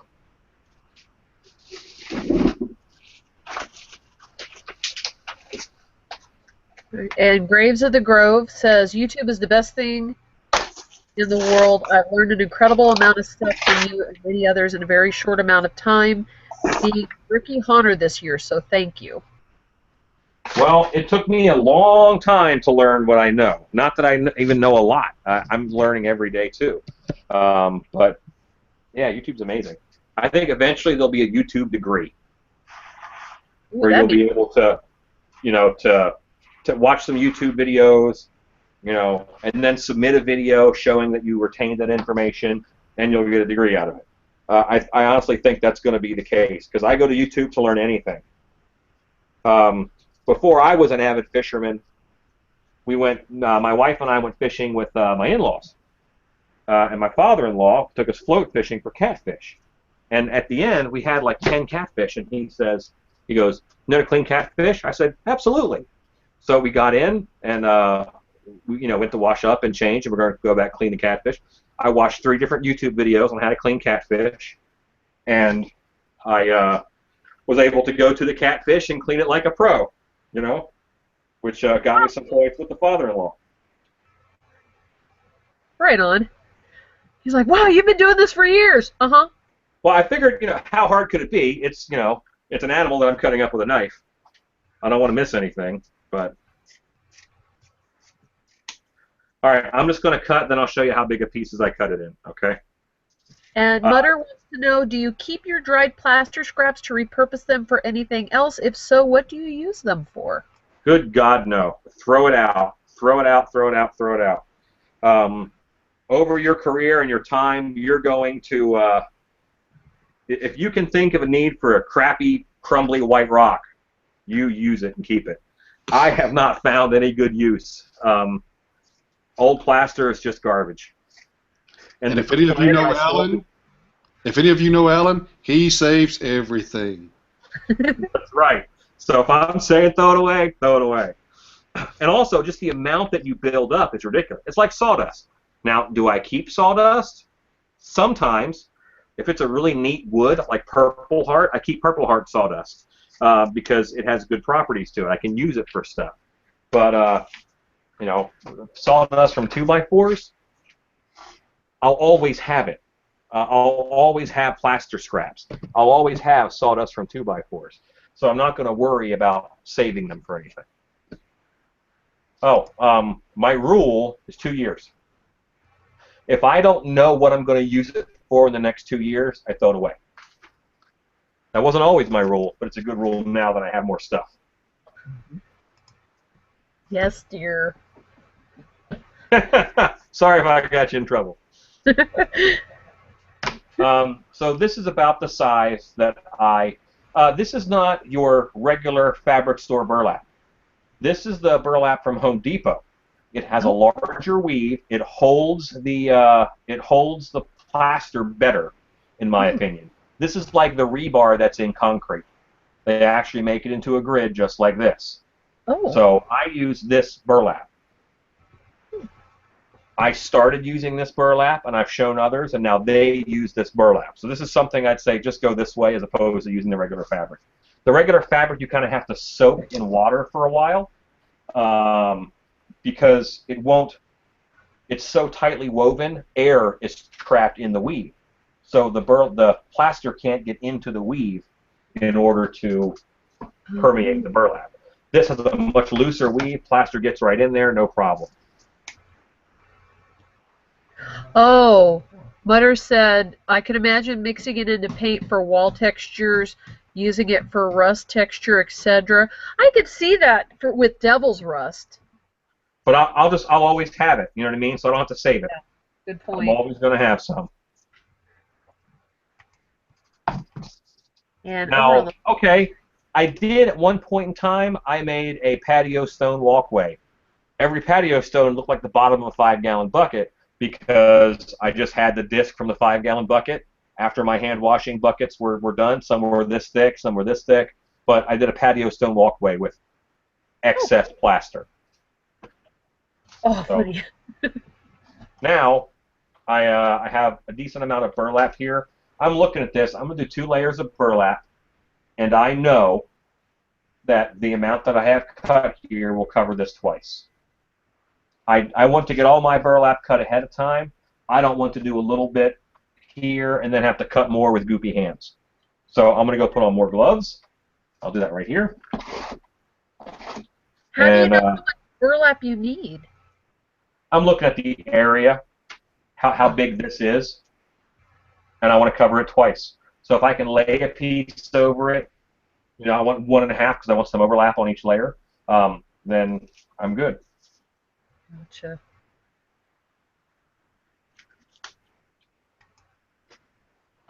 So yeah, if this were a YouTube Wednesday video, I could edit out all the boring crap, but this just goes. We're at 1.5 hours in. I'm almost halfway done with one side.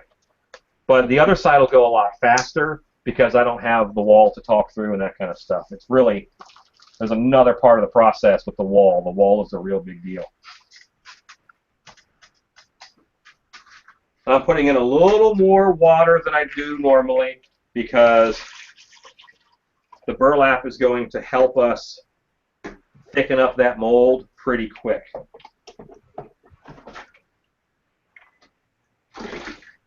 Oh, Dean Ray says, it sucks, but I got to go to do Turkey Day stuff with the wife. Shout out to Diablo for sending us a video on how to make our first turkey. Happy Thanksgiving to all. There you go. You can watch the rest on YouTube tomorrow after turkey and after the game, if you have a game. I don't know.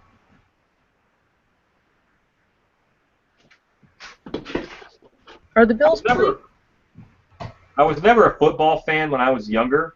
I played football in high school, but I was never a football fan when I was younger. I didn't start appreciating football, and by appreciate, I kind of know a couple of the names of the Cowboys, and I might know if they won that week. So I don't watch it religiously or anything, but I appreciate it now because it's a symbol of the season. I know when football starts up, Halloween is coming, and that's cool. True.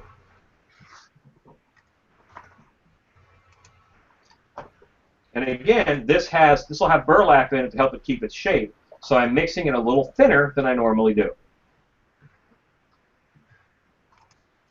And Kim BDI Brat says, I have used plaster scraps for filler when building up a background for a tabletop Halloween village. I didn't need strength, so it worked. There you go. If you like 40K terrain, it's good for that kind of stuff. Absolutely.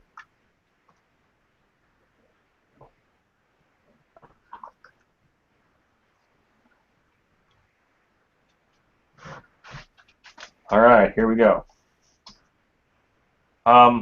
I take 2 pieces at a time. I'm impatient.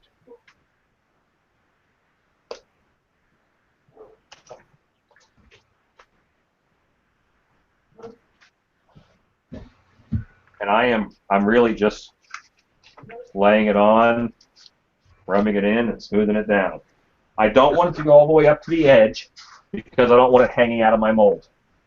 I want it to be hidden inside my mold.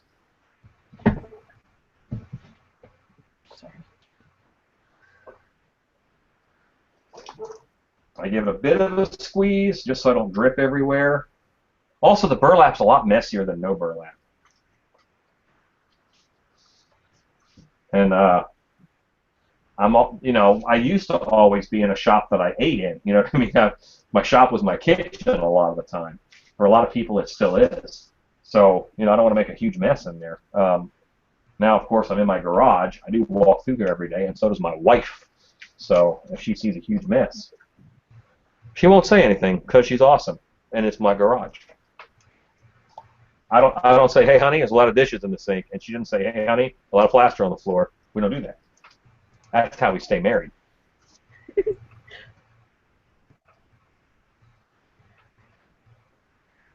She might say, honey, can I help you clean the garage? Reverse psychology. And then it's, yes, you can help me clean the garage.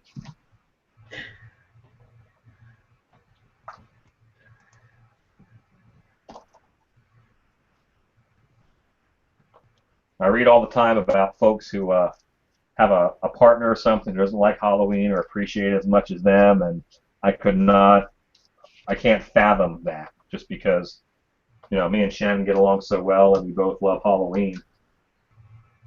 She was not originally a behind-the-scenes person as far as haunted houses go, but she always loved to go to them. Now she can't go to them because I'm making her work. I've been there on a couple of those occasions of honey, how about we clean the garage? That's right. There are labels on everything now. Yeah, my garage is in pretty good shape. I keep evolving. I get better as I go, I guess. I'm an easier guy to live with now than I was 10 years ago. I know that. Now, Richard Teachout asks, any difference / reason to use plaster / burlap for second layer of shell versus plaster / ultra cal, just weight and size? Well, the plaster, this is hydrocal. I'm not using ultra cal because I'm not going to bake it, and hydrocal actually wicks latex a little bit better. And hydrocal is easier to find, so I thought that more of you would find hydrocal than you would ultra cal.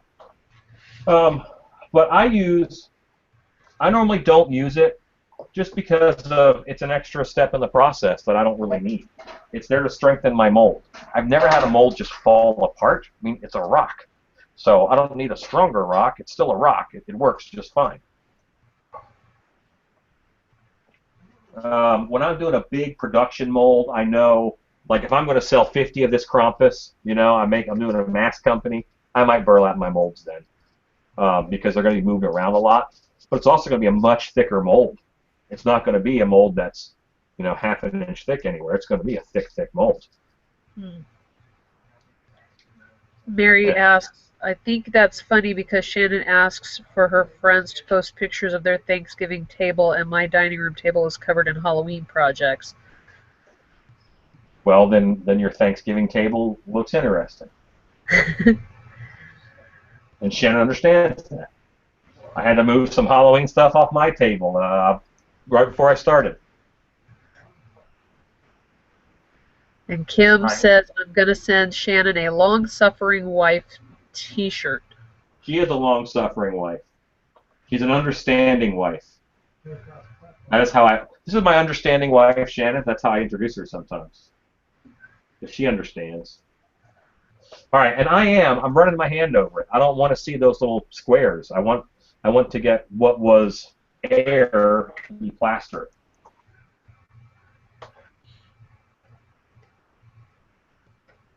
And there's too many chances for air bubbles, I think, with plaster, with burlap, and that's why I try to avoid it. An air bubble is there's air there and there's not stone, so that's weakening your mold. There's less of a chance to get air in your mold if you don't use burlap, in my opinion, and that is an opinion based on me making a couple hundred mask molds. Oh, Roseblood 77. My dining room was my workshop for years. Tempered glass tabletops are a gift from God. There you go. All right. Yeah, because latex peels right off of them. Yeah. I have a good bit of plaster left, but it's too thin for me to use the way I want to. I'm going to add a little more plaster to it. I don't want to add any water, but remember I did mix this one thin. I'm going to add some plaster to it, thicken it up, so I can just trowel it on with my hand.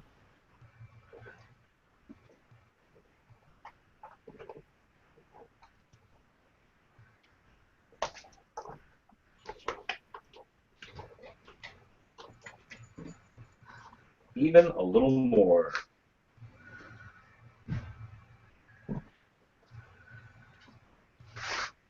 Yeah, without talking, I can knock out a full mold about 2.5 hours, 2 hours 20 minutes for a sculpt like this. And Tater is offering his help. Says, I'm free if y'all need my help. Oh, okay. Well, Christy, you want to shoot Tater the link to see if he wants to hop on with us? Why, sure.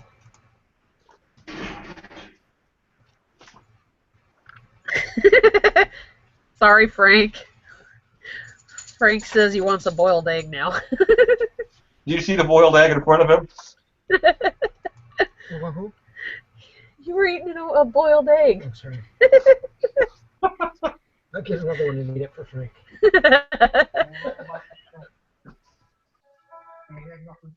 Jose Diablo 85's question is it really expensive to start out for your first mold? What's a roundabout price? And yes, I told my wife when we bought the house, the garage is mine, and my wife is used to it now. I think she gave up trying to change me. LOL. Price.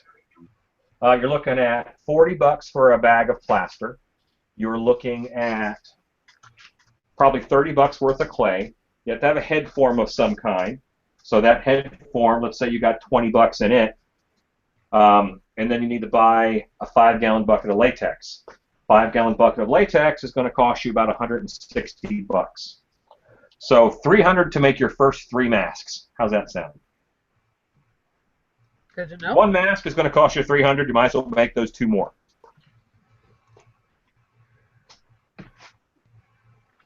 If ever I need to make less than 2 of something, 2 or 3 of something, it's cheaper to buy. It's always cheaper to buy because I can buy a mask for $50, $60.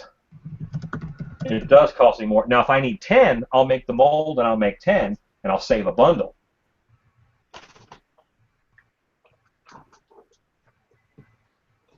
I sent him the link. I don't know if it's going to work.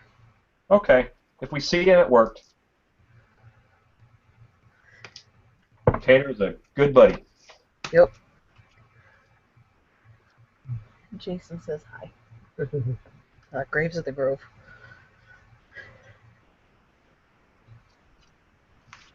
Yeah, keeping track of all the... So they have a haunt name, they have a name on Facebook, they have a name on YouTube, and they have a real human name. And good luck if you remember all of them.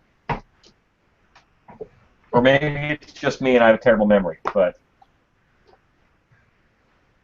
I try, but there's so many haunters now. It is very, very hard.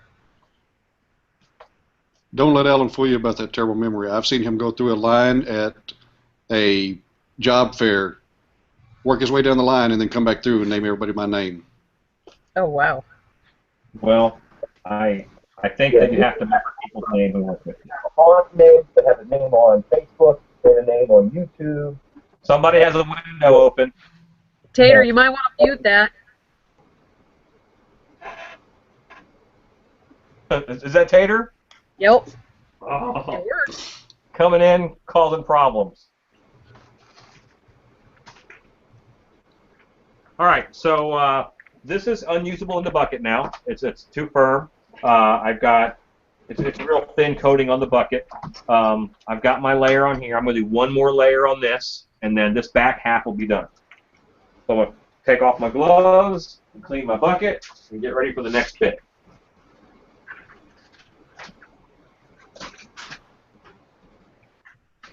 Tater worked with Froggy's Fog, and that's so. If he shows up as a person on here, you'll know who he is. He's also a very talented haunted house actor. He has come and guest acted at Dark Hour a couple times, and he's a good guy. There's not a lot of people in the industry I don't like, because haunted house people are only good people. For the most part, we're a decent bunch. I'm drastically behind on my drinking.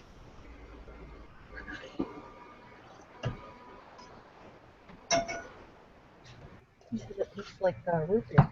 Look, really gotta.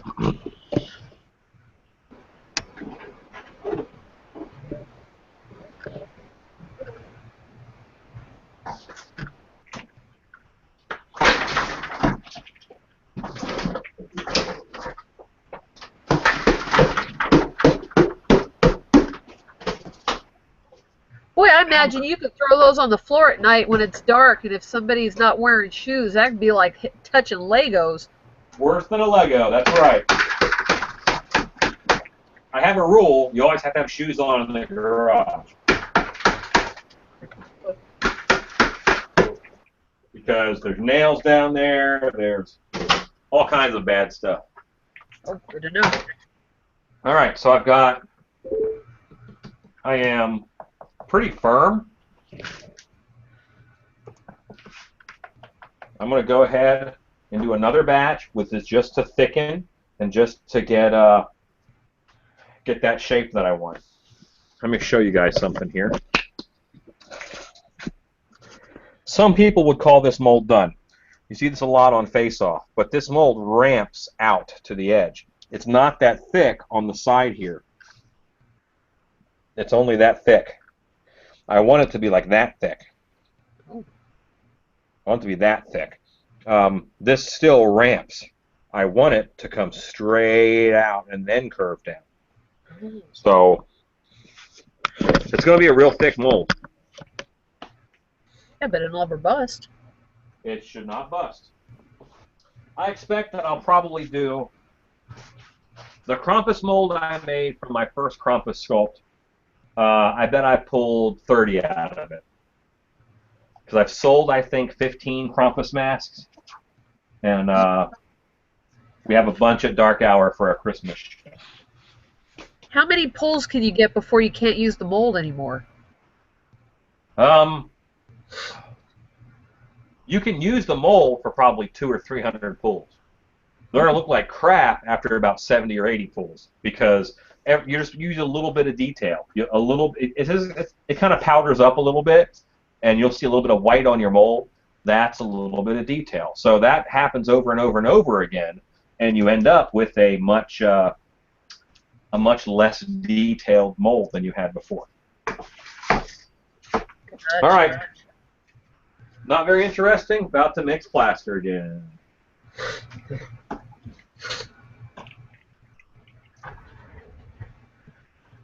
You guys should now all be jealous of Tater. It's his first time watching me mix plaster. You guys have seen it 4 or 5 times by now.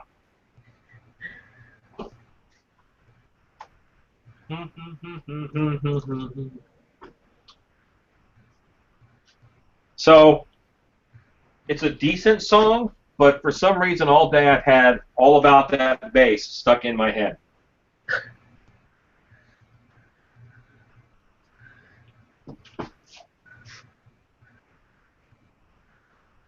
Now, is it the jazz version? There's a jazz version? I have not heard a jazz version.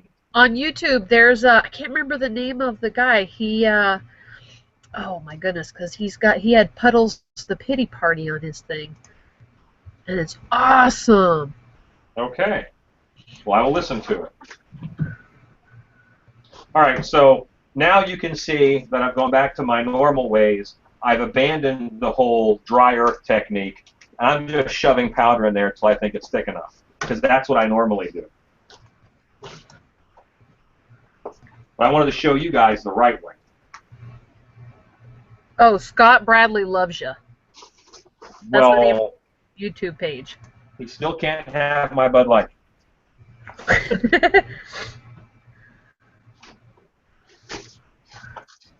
All right, so Jerry said we can't hear you, Tater.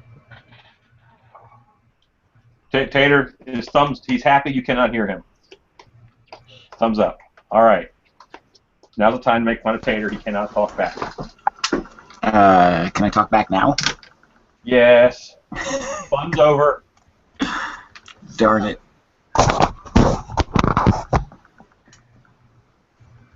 Oh. I'm jealous of your pajama pants. Let's be Yeah. honest. And you know, I don't always do a YouTube Google Hangout in front of you know, hundreds of people, but when I do, I wear pajama pants.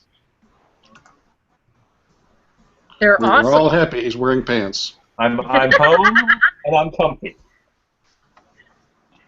I'm home and I'm comfy.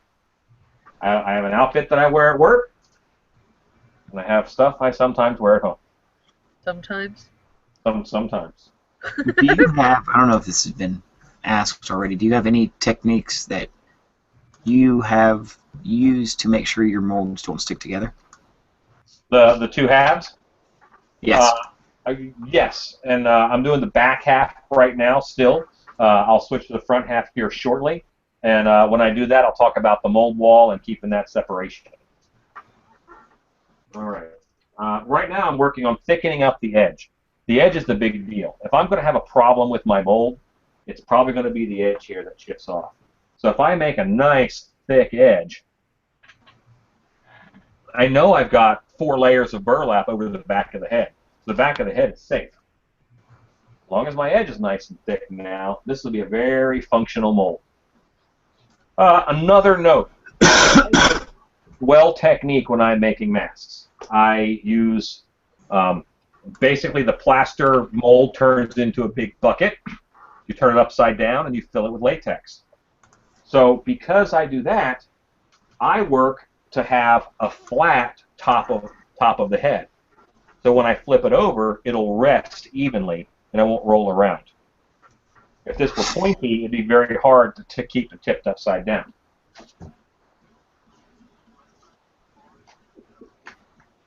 So you want a nice flat top of the head. Flat top. Wasn't that a villain in Dick Tracy? Yes, it was. Couple questions. What are, how lucrative is the business? You obviously spend thousands on props, masks, etc. So the industry must be fairly lucrative for such a specific genre. No need to discuss specific numbers, obviously. Which industry? Haunted houses, I assume? Doesn't specify. I think my, Halloween in general. my assumption is he means haunted houses. Yeah. It's not. You know, 7 out of 10 haunted houses fail in the first 5 years. It's very easy to spend too much, and you could invest $50,000 in your show one year, and that year it rains. And if it rains for 3 nights and you're only open 13, you're not having a great year. So, haunted houses are not a lucrative business. Entertainment, now of course it can be, but that's like saying there's good money in being an actor. There's good money in being Tom Cruise. There's not good money in being, you know, guy in the elevator number 7. He still has to work at Denny's. So most haunted house owners also work a day job. Most haunted house owners, you know, another source of income. For a long time, I had my haunted house costume making business where I sold costumes to haunted houses, and then I also did actor training at other haunted houses, and I sell actor training DVDs. So doing all that was a part of my income. Then I owned a haunted house. That was another part of my income. And then I owned a monster museum at a Renaissance fair. That's part of my income. And for the last 5 or 6 years, I've also worked for a haunted house as a director or as a resident artist or whatever, and that's a 40-hour-a-week regular income.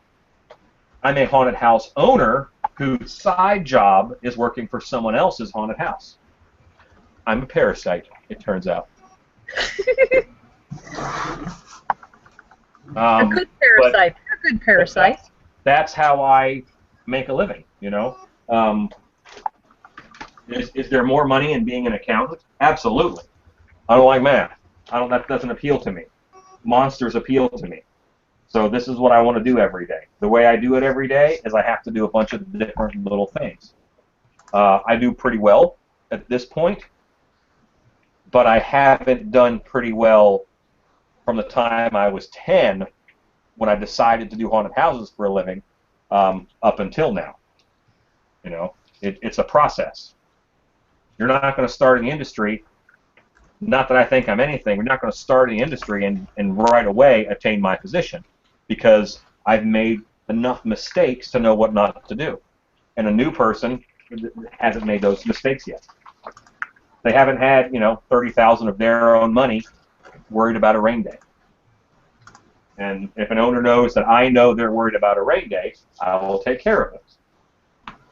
There are many guys out there who do it as good or better than me. I am not the best by any means, but I have been around a while because I'm passionate about it, and I love what I'm doing. And I can take a long time answering this question because I have to wait for this to cure to do the other side. Well, then we can get a lot of questions answered. Albert Wilson wants to know, have you ever made a Pennywise mask? No, it's pretty rare that I do any licensed character. I have monsters in my head that I want to let out. Making another Freddy or another Michael Myers or another Jason or another Pennywise doesn't help me do that. I refuse to do masks to pay the bills. Again, I want them to be. I want to make a little bit of money on it, but I don't want to milk the market by putting out, you know, another silicone Freddy mask, another mask that other people are already doing. If someone else is doing it well, let them have it. And there is a good Pennywise mask on the market. There's a couple of them. So, yeah. So no, I have not. I think Pennywise is a great character, but he's kind of done. Yeah. He was a movie. Kim asks, do you think they have the thin spots on those TV shows because they have a time limit? No. It does not take any longer to do a good mold than it does a bad mold. The face-off molds are pretty ugly. Now some people have great molds. I've actually learned from watching Face-Off about molding. There was a real big guy on one season. His name was Joe, and he did like this elephant man, and it's what sent him home, I think. But they showed his leg mold, and he had so many keys in the mold, it made me start putting more keys in my mold. It was a beautiful mold. He might have spent too much time on the mold because he didn't get a lot of stuff done. Oh. But great work. I learned a lot. I'm kind of just leaning this guy over a little bit so I can pull that dam off the bottom. Doesn't have to be off the bottom now, but I have some time to clean it up. I'm going to clean it up. Right. Graves of the Groves, Jason wanted to know, was that goat urine chased by a whole milk, or did you lose a bet? That's the rum chata. This is rum chata and root beer. Talking about what's important, my beverage. Rum chata and root beer, tastes like a root beer float. It's delicious. Oh, Hidden Dragon 08, mixing plaster. Oh my god, yeah, this is what I live for. Okay. They're excited by mixing plaster. So here's the front. Those last layers, you always get stuff that comes over, but it's very thin, so I can just get rid of it. I'm about ready to start taking this mold wall off so that I can lay it down and do the next layer. I'm going to grab a hammer. You know what? This will work. I'm just tapping the top of that clay. And what that is doing is that's going to break. I will show you.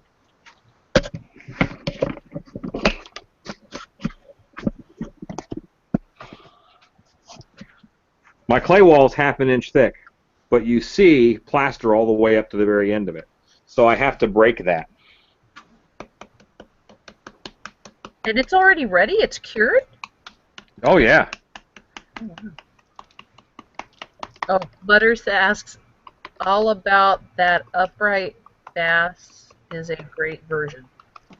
All about that upright base. I prefer the all about the bass where they're talking about fishing. But I don't like that video because that guy's, he looks too much like me for me to find that video nice. Roseblood 77. Hubby and I ran a home haunt for many years. It was expensive labor of love, but we really enjoyed doing it every year. And a pro haunt is an even more expensive labor of love. Mm.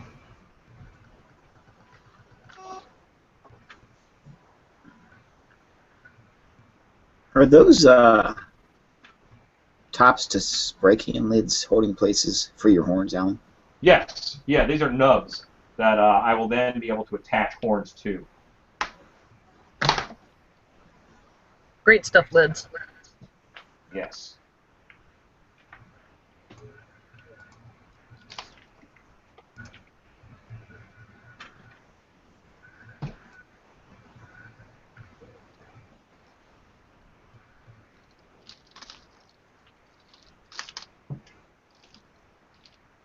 And I am carefully peeling away this clay.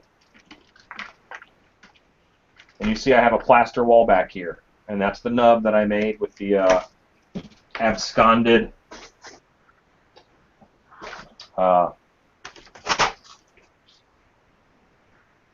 measuring spoon. And Special Effects 101 says, 100-pound bag of plaster. I've only seen 50-pound bags. They're normally 100 pounds. 50 is a little rare. That goes to craft stores. A real ceramic supply store is going to have 100-pound bags.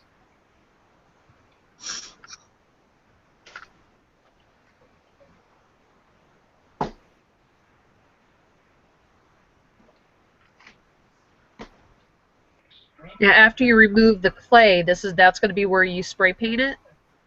Yes. Yeah, I'm going to spray paint the whole face. In a well-ventilated area? Sure. Sure I will. Would not dream of doing spray paint in a non-well-ventilated area. Alan, I noticed that you threw away the clay that was along the well base. Are you going to throw this clay away as well? All this gets thrown away. Now it's got little plaster chips in it. This clay is like $1/4 pound. It's not expensive. About 25, maybe 30 bucks for a 50-pound box. So, yes, just by, it comes in contact on the table and it gets plaster in it. It is, I can't sculpt with it now and have it be clean, clear clay. Everything is going to have those little chips and rocks in it. I wonder if you could throw clay in a composter. It's not going to do much for you. Clay soil, it's not going to break down, and clay Right. soils aren't very good for plants. You need something a lot airier, like sandy loam. Gotcha. So it won't do much for you. It comes out of a riverbed. If I throw it away, it's going to end up back in a riverbed. I'm setting it free.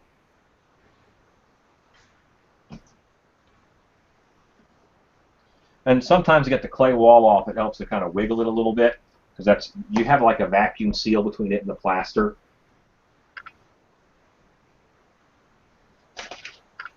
And you see I'm plaster all through here. I just got this bit and a little bit over on that side.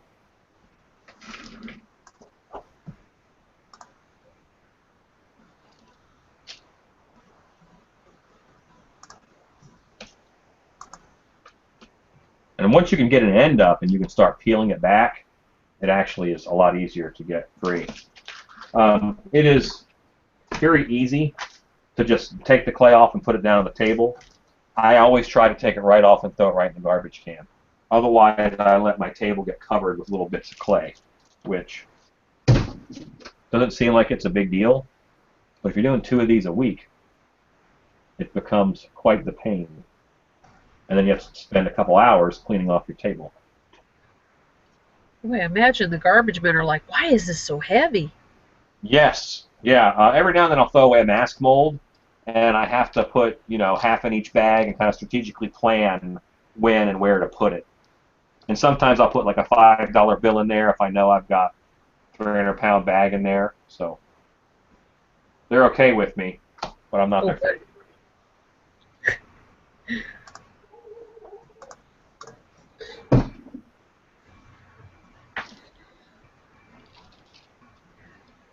Kim says, watching you sculpt that big mound of vanilla ice cream has made me hungry. Be right back.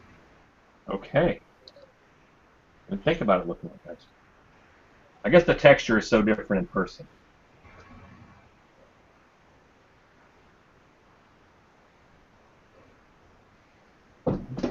If you wiggle it more than twice, you're playing with it, Alan.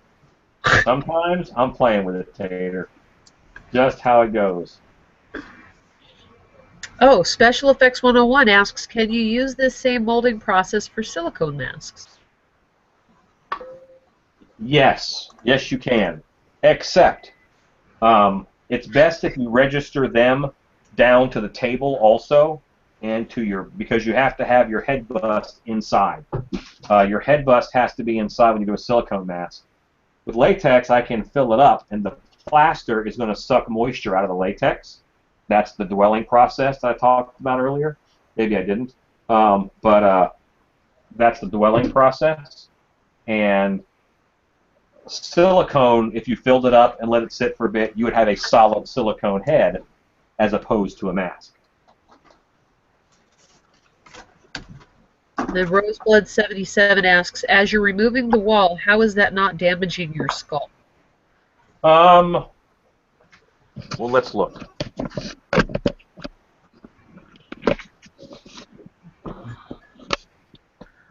I am not getting on that clay.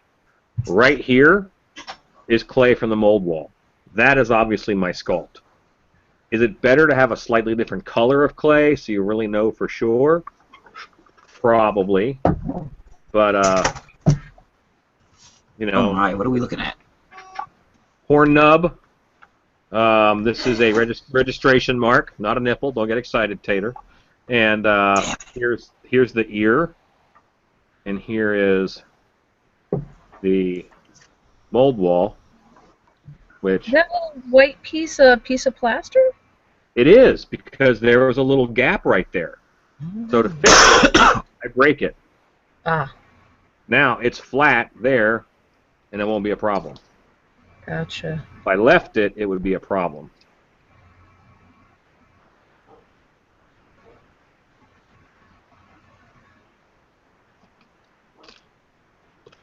Now, could I pry out a piece and then scrape across the thing? Yeah, I could, but I'm trying hard not to do that. I don't want to be that guy.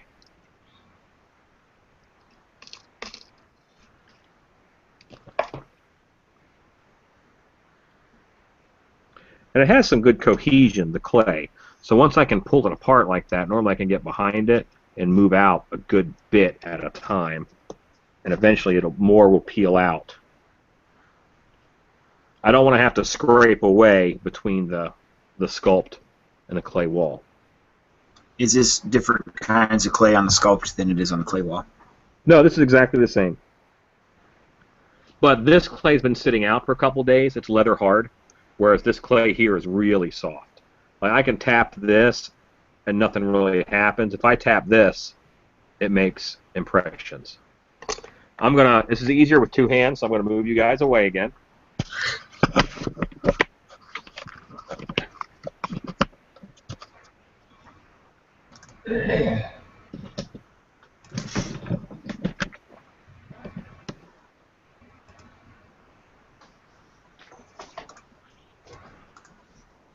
So are there any more questions anywhere else? I'm looking on Hunter's Hangout right now.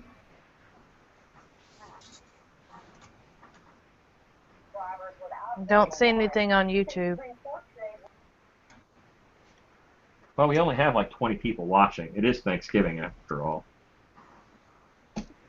And they know they can watch it later, you know.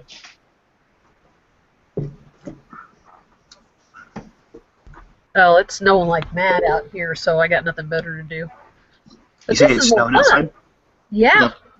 Patrick Doyle asks, how long can you leave the clay on the armature before you cast it? Technically, forever. In actuality, well, all right. I don't cast clay on the armature. I mold the clay on the armature. Casting is getting a piece out of the mold. But you could leave it on there a long time. I've had water-based sculpt for 3 months that I kept spraying it down when I walked by to keep it moist. And as long as I kept it moist, it was fine. Hidden Dragon 08 asks, do you have a favorite type of creature, both to make and just in general, werewolf, zombie, alien, etc.? Werewolves and wolfmen. It was when I was in a haunted house. Pretty much as from the time I started acting in haunts, I was the wolfman for a very long time. I would show up at the haunted house with a duffel bag that had my wolfman costume in it. And I said, I want to work for your haunted house. I want to be the wolfman. I have my own costume. And if I'm not going to be the wolfman, I don't want to work here. And I was like 12 and 13 saying that at all the different shows. So That's pretty cool, though. Kind of a piece of work. That's what I wanted to be. And I did kind of the same thing at Terror on Church Street when I was down there. And they were like, okay, Wolfman's great. Let's have you do something else now.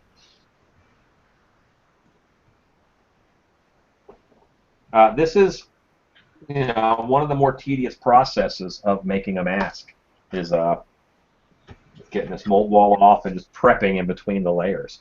Painting on the plaster is not hard at all. See, that side came out easy. This side came out in one big cleanness. All right, one thing I have that you guys will have a little bit of is there's these lips, and this it's an underhang.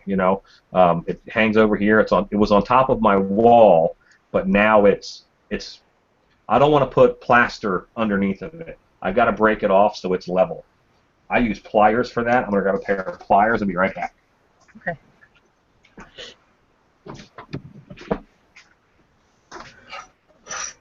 Christy, where are you at that it's snowing? Upstate New York. No. So isn't it always snowing there from now on? Well, in Buffalo, maybe, but not here. No, it started snowing, about noon, I think? And we probably have about 5 inches of snow on the ground. 7 or 8 now. So I'm using these guys.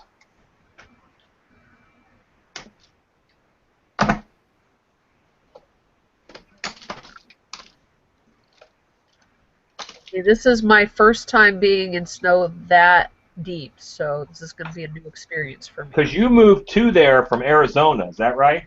Yeah. Arizona's like snow? Like a dusting snow? Like, what is snow?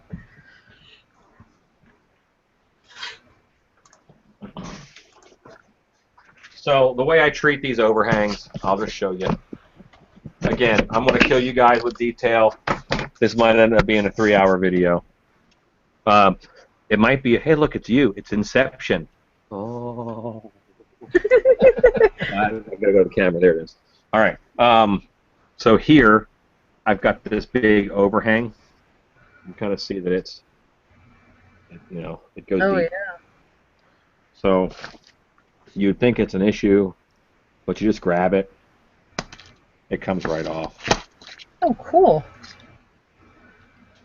And I'm just kind of bending it out that way.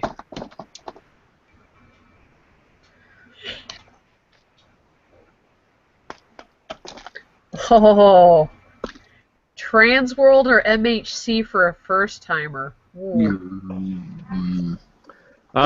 Do you drink? You can't Because ask if that you question. drink- People drink at both. If you drink, the answer is MHC. Because so much business gets done, and we want to get that done at Transworld. If you're going to party, go to MHC. MHC is there for you to go to party. We're going to do some business at MHC, but really, it's a party show.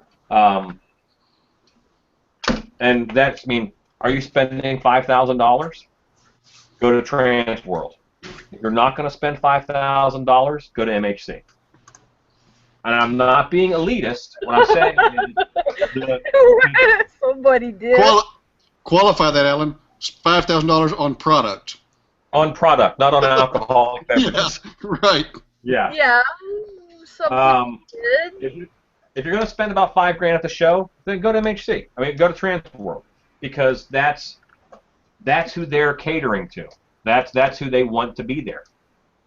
Transworld bought MHC, so it's not like Transworld's elitist, but that's where your businesses go. And if you're not really a business, go to MHC. There's no reason for you not to enjoy that show. I used to go to Transworld and get frustrated because I couldn't afford anything there. I had a lot of ideas. Well, MHC is more for the home haunter, haunt actor, and just to socialize and enjoy. Transworld is for money. Transworld's business. It is a business show. It is a trade show, not a convention. Right. Yeah. It's a trade show, not a convention. They're there for their trade. If it's not your trade and what you do for a living, go to MHC. It's a lot of fun.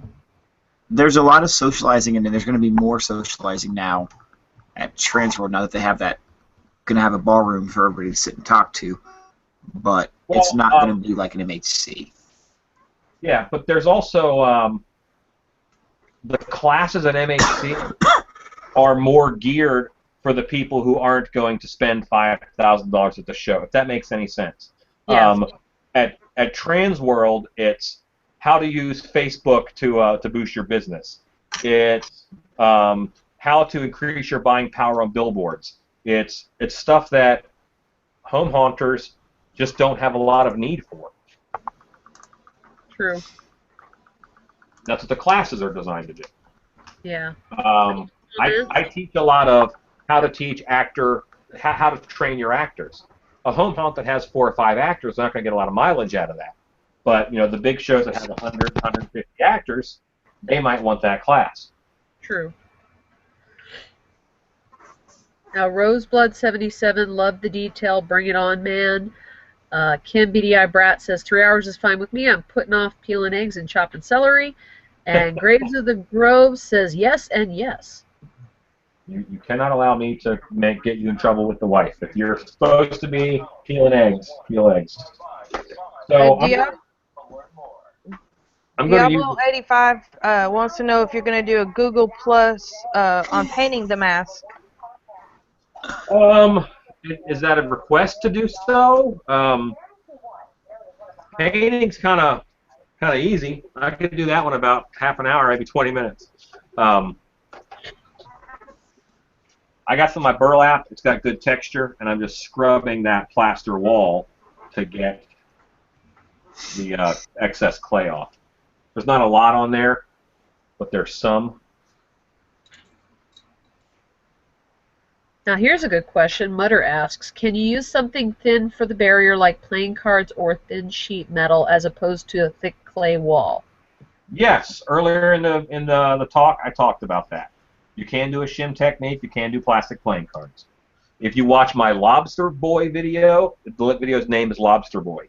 It shows the whole process from sculpting to molding to casting, pouring, painting, all that. And I use playing cards in that mold.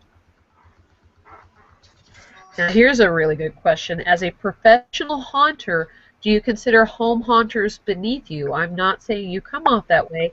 I'm just curious as to how the pros look upon us home haunters. Nope.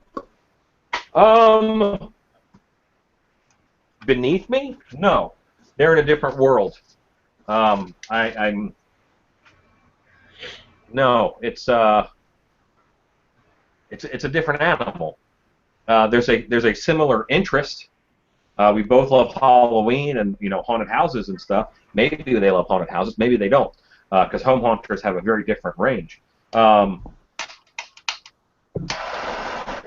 I think they're actually symbiotic because I know there's been some stuff that we've learned from home haunters to do things the Alan Hops way, as I call it, on the cheap. Yeah, we're kind of doing the same thing. Who's making the noise? Don't know. Okay. News broadcast. The home haunters are they're kind of they're a different animal. Do I think they're beneath me? Not at all. No, there's a lot of home haunters doing better work than me out there. So that's something that you have in your head. Oh no, that's gloss. Jose said yes, a request or YouTube Wednesday it.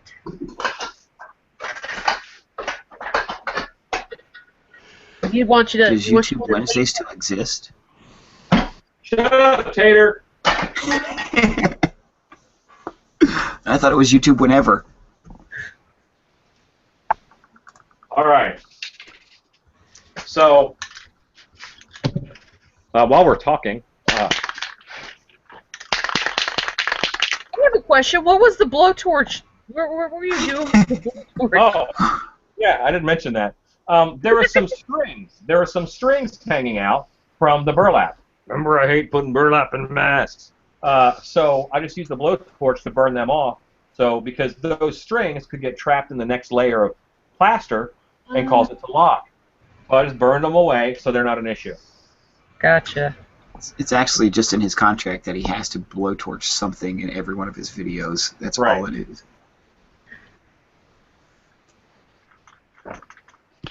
Kind of like putting the hand in front of the heat gun. I was going to wait for the hand to be in front of the blowtorch and then yell at him for it, but it never happened. That's hotter. I can tell it's hot by looking at it. You could sue like Peyton and look into the heat gun. Oh, yeah. A friend of ours was having some issues, so he turned it right to his face and looked down in it while he's pulling the trigger. Oh my gosh. He's okay, right? Yeah, he's fine. He's the same he was before that. I'll put it that way. He's he's really pretty.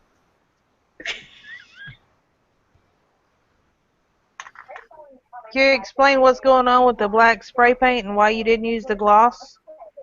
All right. So a lot of people, when they're doing their masks, will use a clear gloss. Well, they'll use a clear. What's it called? Not a fixative, but it's just like a clear gloss coating, and they'll paint a couple layers on a Krylon crystal clear. That's what it is, and they'll do a couple layers of that on their sculpture, and basically it's a thin layer of plastic in between the sculpture and the mold, in order to make it easier to get out of the mold. They say they are sealing it. It looks pretty good black. You guys can't see that, but I'll move you. Because that is a handsome black man right there. Somebody isolate and save that soundbite. Too late. Wait, it's going on YouTube. It's not too late. Oh, his eyebrows grew back. That's true. Okay, so that's... but yeah, no, home haunters are not beneath me. Actually, I see home haunters as being the next crop of pro haunters. Any company that's nice to home haunters while they're a home haunter will probably retain their business when they do take that step and open a pro haunt. The woman I work for now, Lucy, she was a home haunter, and now she owns, you know, kind of a mega haunted house. It's a pretty good one. I'm waiting for this to dry. Now, this is a good question. Kim, BDI Brat wants to know, you put back the semi-gloss. What's the difference between the paints as a mold release? Nothing as a release. The gloss takes longer to dry. If it's an enamel or if it's a gloss, it takes longer to dry than a flat does. Gotcha. Parts of this are dry right now, and an enamel would still be wet tomorrow probably, and a gloss would, you know, it'd take about an hour. And ain't nobody got time for that. What I'm going to do right now while I'm waiting on this to dry is I'm going to take some of the clay, I saved just a little bit, and all these areas that I broke off basically with the pliers, they're really rough. I don't want them rough, because rough means it could catch the plaster I'm about to put on and cause a lock. So I'm just smoothing in, you know, I'm kind of pressing in this clay in order to smooth off those rough areas. I could file them down and make them smooth that way, or I could just clay them.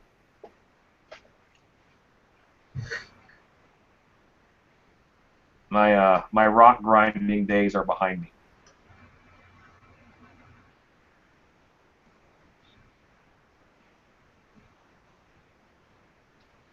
And any bit of a lip that's left, I'm just going to seal up with clay to make sure it's not a problem and it doesn't catch any of that plaster that I'm about to put down.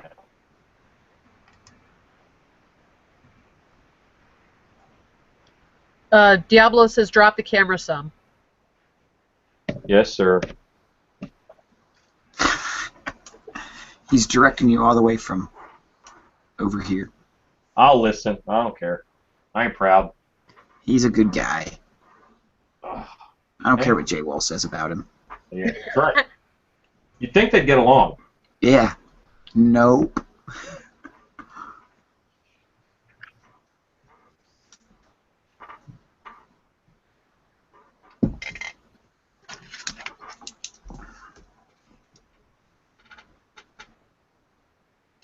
Okay. Now, I'm going to account for the slop factor, and I'm going to Vaseline the edge of the mold here, because some plaster is going to come over just a little bit, and I want that to be able to separate and break away.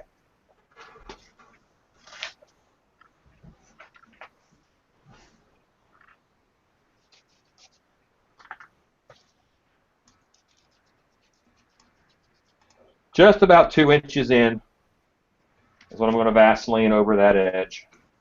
It's also a really funny party trick when Shannon comes to pick up the mold and it shoots out of her hand. Woo! That's right. Makes that cartoon noise.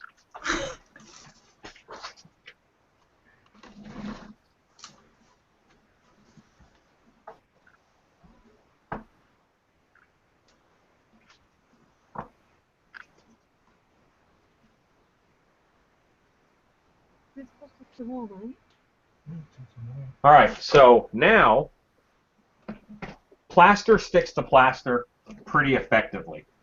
I'm about to paint plaster onto plaster.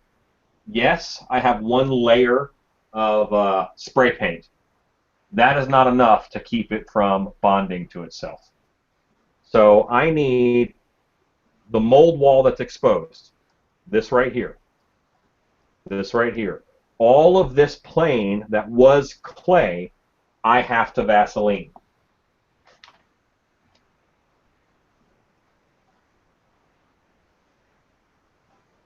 I do not want to Vaseline the sculpture, because the Vaseline is going to get on the plaster and it'll keep the plaster from wicking the moisture out of the latex. And since I want that to happen, I'm not going to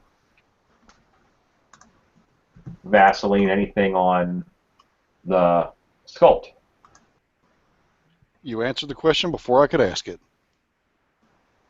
I try.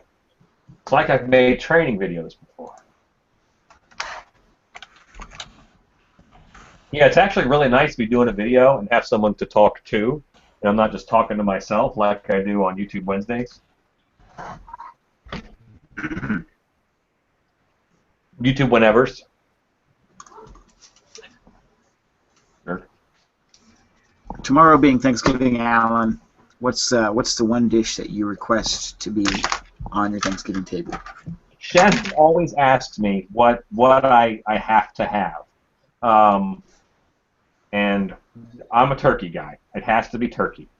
There has to be a turkey. There can be something else, but there also has to be a turkey. And this year it was lima beans. When I was a kid, my aunt always made lima beans for Thanksgiving. Sometimes it was succotash, where it's corn and lima beans. But Shannon has made lima beans. Shannon cooks, and she's good at it. And her lima beans are delicious. And not that the ones I liked the flavor of the ones when I was a kid, but I would not say they were delicious. They were very green, wrinkly lima beany. And this is more of a, she put like smoked turkey meat in it when she was cooking it. It's delicious. So, yeah. Is that where Shannon's at right now? Is cooking still? She's in the kitchen making Thanksgiving dinner. Yes. She's been cooking Thanksgiving dinner for about 3 days. She'll cook a dish or two, or she'll get a casserole ready and then put it in the fridge so that she can just take it out and cook it the day of. She has a hosting problem. All right. Very It's important. not a problem. She can stop anytime she wants. Kim All right. said, talking to yourself isn't a bad thing. When your sculpt answers you, you have a problem. Yes, that's true. And Right. Roseblood77 says, thanks for doing these live vids. It's fantastic to be able to make live comments and ask questions. Well, I'm finding that they're actually getting watched quite a bit after. They don't watch the whole thing. They'll watch like 20 full minutes, though, and they'll bounce around. They'll watch 5 minutes here, 2 minutes there, bounce again. So people are watching them, just in a different way. I'm putting on something called pry points. If I had to, when this is all plastered and the two pieces are together, then you have to get something in there to help pry them apart. And I use pry points. Is how I was taught how to do it. And you just take a little stabby stab. I fold it over, and I kind of mash it in. That is big enough for a screwdriver to fit in between the two. Because plaster's not going to go where the clay is. That'll be negative space. A screwdriver can now fit in there and pry them apart.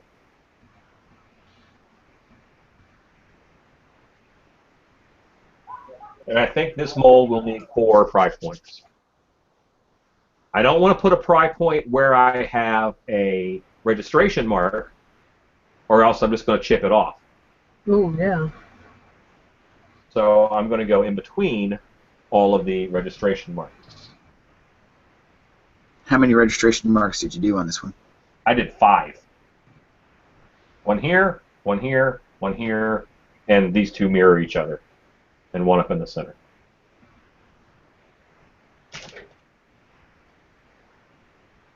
Oh, Hidden Dragon 08. Oh, dude, do you like candied sweet potatoes? Sweet potatoes with like brown sugar, butter, and cinnamon that's topped with marshmallow. That's my Thanksgiving. Don't care about any other food. That is actually pretty darn good, yes. We may have hijacked it to Food Tat. That happens. I'll call the wife in if you want. She can host from here on out. Yeah, I'm going to do just 2 more little ones down here at the very bottom.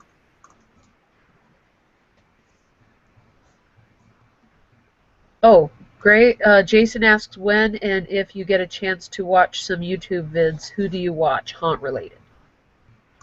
I watch Tara Lair. I watch a lot of people's stuff. I occasionally watch the Bloodshed Brothers. I listen very intently to see what Halloween Hellmouth has on his videos to see if I'm going to watch all of it. Because I'm just, great guy, great family. I don't care. I want to see his haunted house stuff. So he does a lot of stuff that's kind of a little bit off the haunted house realm. His haunted house stuff is very interesting. He's a very good haunter. Lots of folks have good videos. There's just bunches of them. And I watch them at night right before I go to bed. That's kind of the last thing that I do is I watch about 30 minutes of YouTube videos. And if I don't find anything there, I watch a Stan Winston School of Character Design video. Right now, when I made these pry points, let me show you with the camera. When I made these pry points, they were very pointy. All right, and that shape can cause a crack to go down through it when I hit it with the screwdriver. Just by squaring them off, I stop it from, that crack won't travel, now it'll separate, which is what I want. And all of those overhang in the back so that I can find them after I've done the other side of the mold.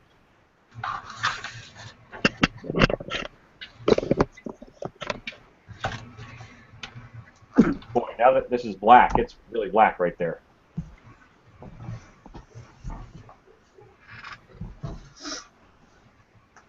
All right. I know because I sculpted this. These eyes in here, these closed eyes, that is the bust. So that's plaster. I need to put Vaseline on that. I could put clay there in the eyes, but I find that makes it a little harder to demold the latex mask itself, and they break off. When they break off, they could chip out a piece of the mold that you want to stay. Mm. Now, Mutter asks, how hard can you pry on the plaster without breaking a chunk off? You don't know until you do. That's tough to say, Be as gentle as possible and still get the job done. You stop prying right before it breaks. Yeah. And if it breaks, go back in time and stop.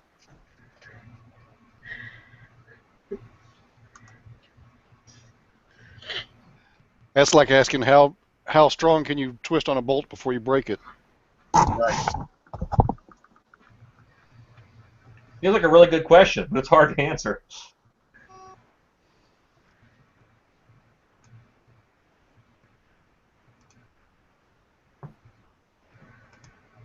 I just got a Q-tip because there's the corner of the eyes and stuff. I don't want that big old 1-inch brush wadding around in there. Alan, what is a mask that's behind you? What mask is behind me? This one? It's your old Krampus. That is a Krampus that I am altering to be a big bat monster. So I'm going to do latex build-up on top of the mask itself, and I'm going to change the shape of the nose. I'm going to add big ears to it, so it won't be a Krampus mask anymore. It'll be an altered piece.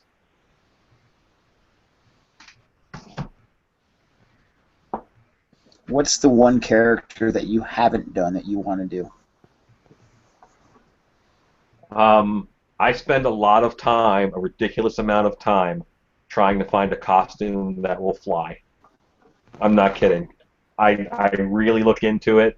I've thought of a bunch of different ways to try and figure it out and how to make wings work. But I want to do a dragon. But it's not worth doing unless it can fly. Like for real fly, or just have the wings flap around? For real fly. Oh. Yeah. We all could have a hangout later of, yeah, we remember Alan until he flew off into the sky and his wings melted. Or I just don't fly back. Huh? Where'd you be then?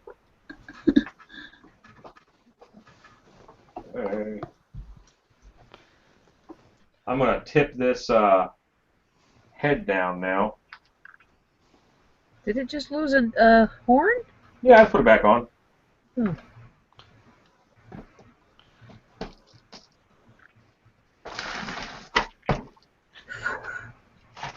Alan, talking about the characters reminds me of when we were working on the Kappa for the museum. Earlier today on River Monsters, the guy was investigating the Kappa. Oh, was he? Yeah. Awesome. And they had one at a brewery that was mummified, and he actually suspects that it is the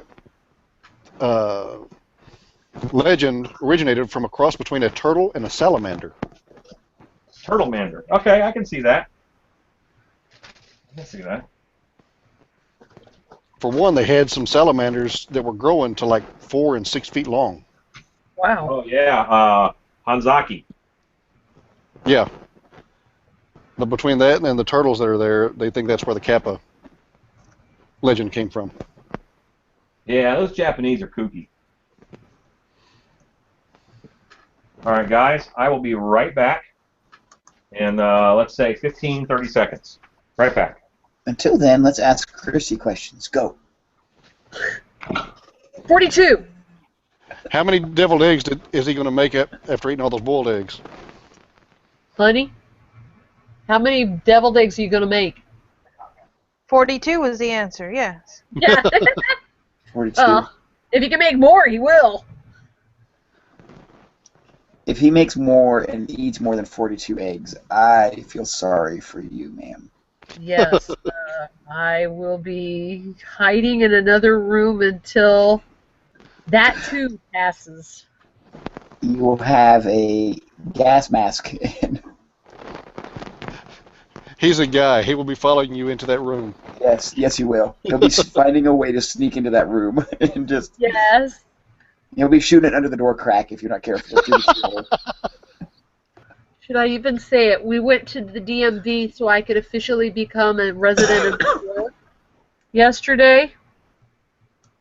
And at one point it was just him and me.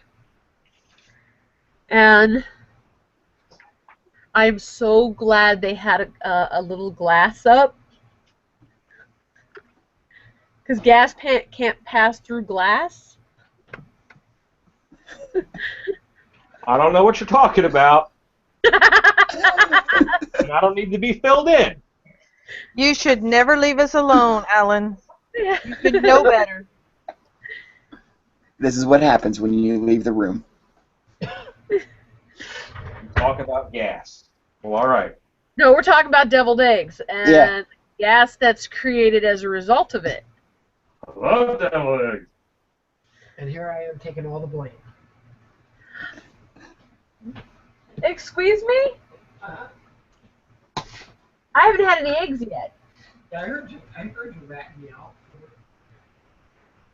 Well, and we get in the car and you're like, oh my God. I'm like, no, because I already know. For the record, you didn't say who passed the gas in the DMV. It could have been you for all we know. I'm on the phone because I had to get information from my... All right, let's change the subject. I think the lady at DMV just had bad breath. Well, although I will find it interesting that there is a whole group of gases called the noble gases. Just saying. True. I think that is very awesome. All right, so now my mold is laying on its back. I'm able to basically put wet plaster down into the mouth, into the eyes, and really get into the that I could not do if it were up. We're going on a grand adventure. Well, while we're doing that, Mutter asks, what is your favorite kind of scary creature? Psychopath, human, clown, reptile, alien, etc. Would like to hear from everyone in the hangout. Ooh. All right, I don't like horror movies. I like monster movies. It's got to be a supernatural monster, and I don't want it to be human. Freddy is only interesting to me because of his supernatural aspect, the whole dream thing, and Jason's the same way. If they were just a straight-up human, I'm not interested. That's CNN. You know, I can see that kind of stuff anywhere. So it's got to be a good monster. Pumpkinhead is my favorite. Someone else go. Not clowns. I'm sick to death of clowns. So I don't remember what my other options were. Then what's your favorite? I forget what my other options were. Well, it's just Psychopath. examples. Psychopath, human, clown, reptile, alien, etc. Mine would be There's Frankenstein's always. monster. I'm with Alan. There's always something behind a creature. There's always something cool behind a monster. Yeah, mine would be Frankenstein's So- monster just because of the science fiction and things like that behind it. Sherry? I'd have to go with just the mystery. Does the creature automatically tell you right off the bat what it's about, or is there some mystery to it? So it doesn't really fall in any of those. I'm going to be What about you, ma'am? It's the gorilla suit with the, what was that? Kind of like, it looked like a mix between a TV set and It was an astronaut helmet. Yeah! That was cool. That's what you like, Christy? Well, Steven says I'm an odd duck. You are Maybe indeed. Maybe I should have said Jeepers Creepers because that's what I always get called when I'm in my costume. Yeah, no kidding. Kids creep me out too, like little, psychopathic kids. Dutch oven. We Yeah. went to that. Alan, we went to Legendary, and there was a Fright Kingdom that had the kids walking around. Oh, yeah, they were a mess. And I opened up the door to leave, and there's 3 of them, and they're all one's in the middle of the staircase, and the other 2 are on each side, and they're just staring at you, Oh, wow. looking at you. And I just kind of backed away and shut the door again and said, "I don't think that's the exit." But there's something creepy behind, like eerie kids. And you know what's funny? It's always white kids. It's really, there's not a lot of horror movies about little scary black kids. Well, there's Japanese. Well, there is, absolutely. But it's mostly scary little white girls. They're messed up. With pigtails. What was Sam? Sam was a creature, wasn't he? Yeah, he was a monster. He was actually, I think he was a bogey. He was an original bogey.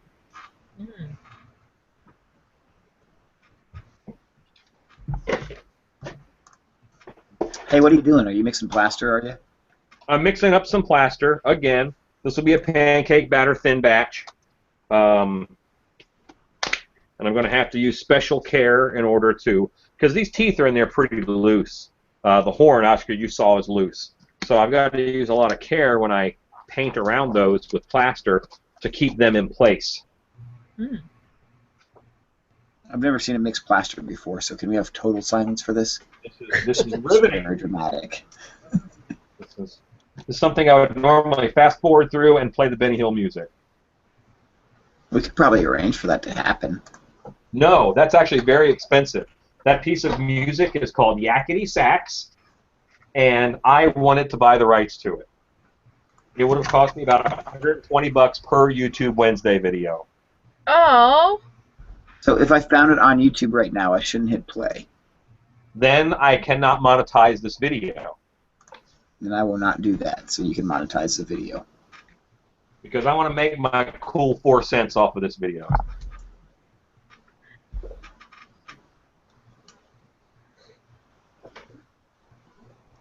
Yeah. Now YouTube actually. there's I'm not really supposed to talk about, making money off of it. They're very clear in the contract, so I can't say anything specific.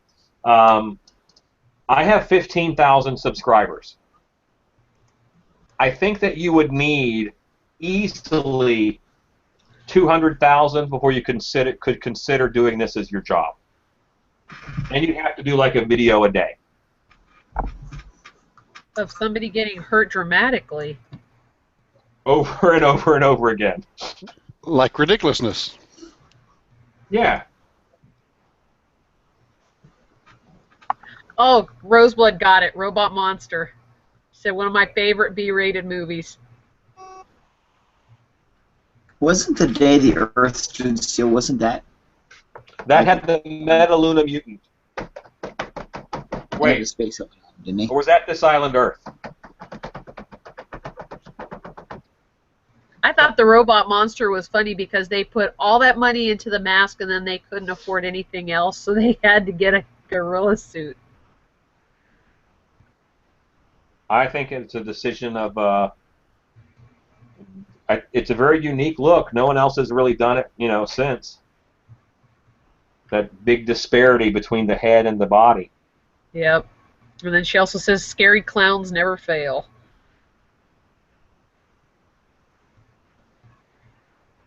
Hey, Alan, could you use like an eyedropper or something to put that plaster, or some sort of, I don't know. It just seems painstaking to do that with a brush.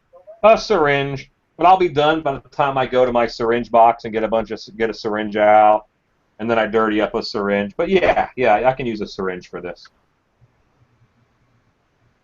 What was your?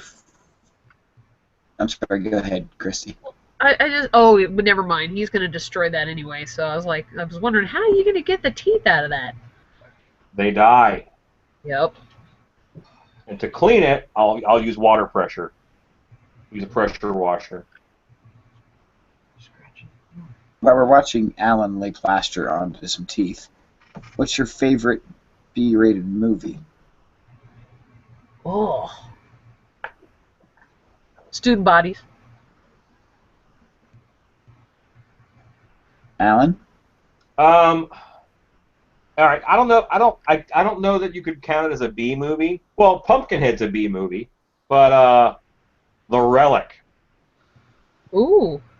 Alan, I was expecting you to say the Legend of Bigfoot. Oh, that's like an F movie. That's a Z movie.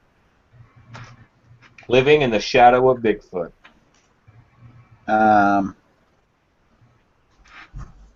There's somebody that's muted. Sherry, what about you?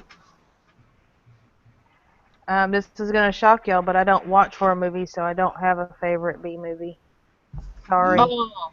You got to watch the Tromaville movies then.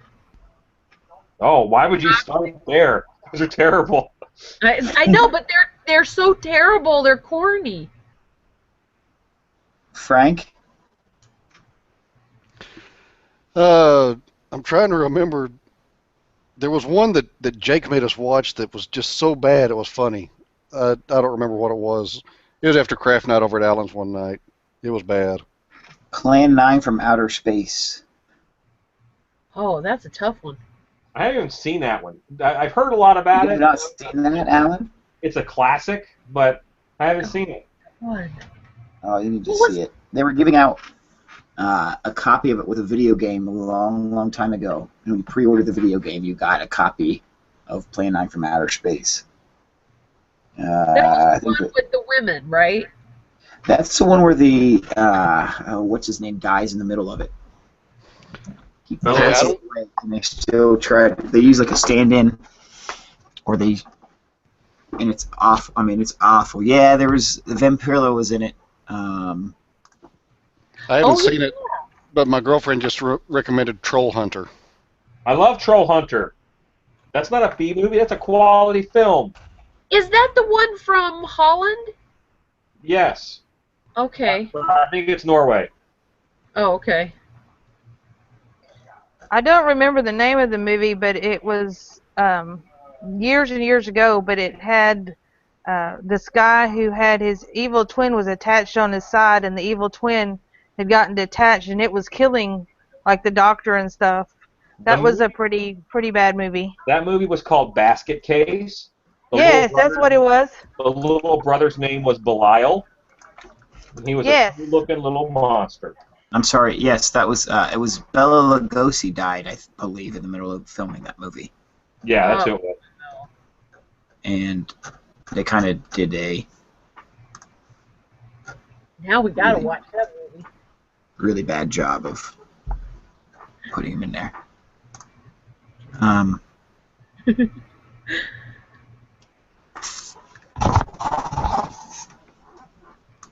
Got some new questions. There's a good one called Zombievers.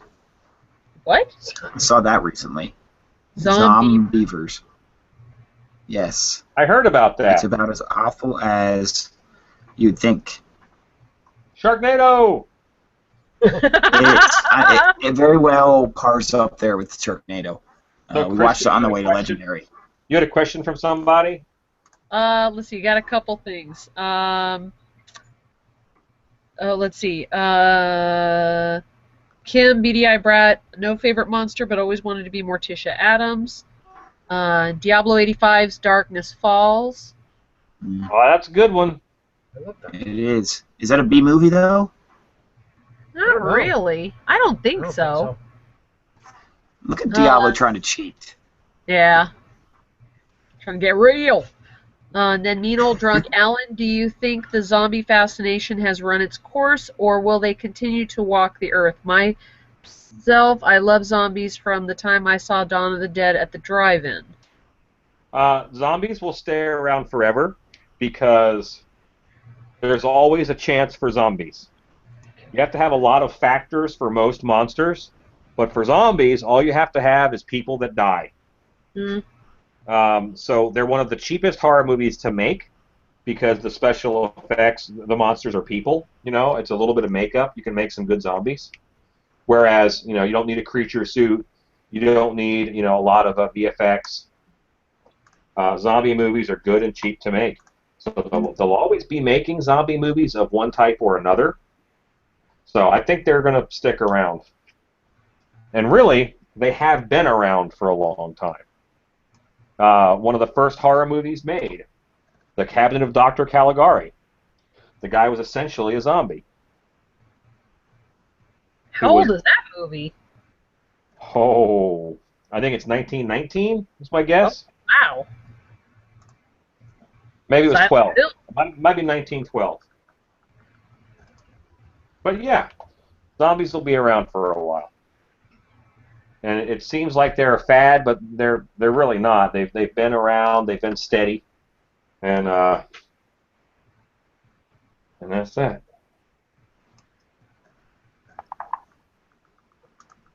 Clowns have an image support, but not a film support. There's not a lot of scary clown movies because it doesn't have the staying power. You know, it's fine in a haunted house, but even in a haunted house, the clown actors, they get old if they stay in front of people too long. So. Ooh, here's a good one. Could you? How did you come up with your characters? Alan went from werewolf to Carl Cleaver, and Tater has Granny. Where did those come from? That's from John Summer. Well, honestly, where Carl came from is I was doing a bat costume on stilts. At least I think I was my bat. I was something on stilts. And I kind of threw my back out the night before Halloween. So Halloween night, I grabbed a jumpsuit and a meat cleaver. And as soon as I walked out, the character kind of popped into my head full blown, and it just kind of, I kept doing it from there. It's really all I needed for that character.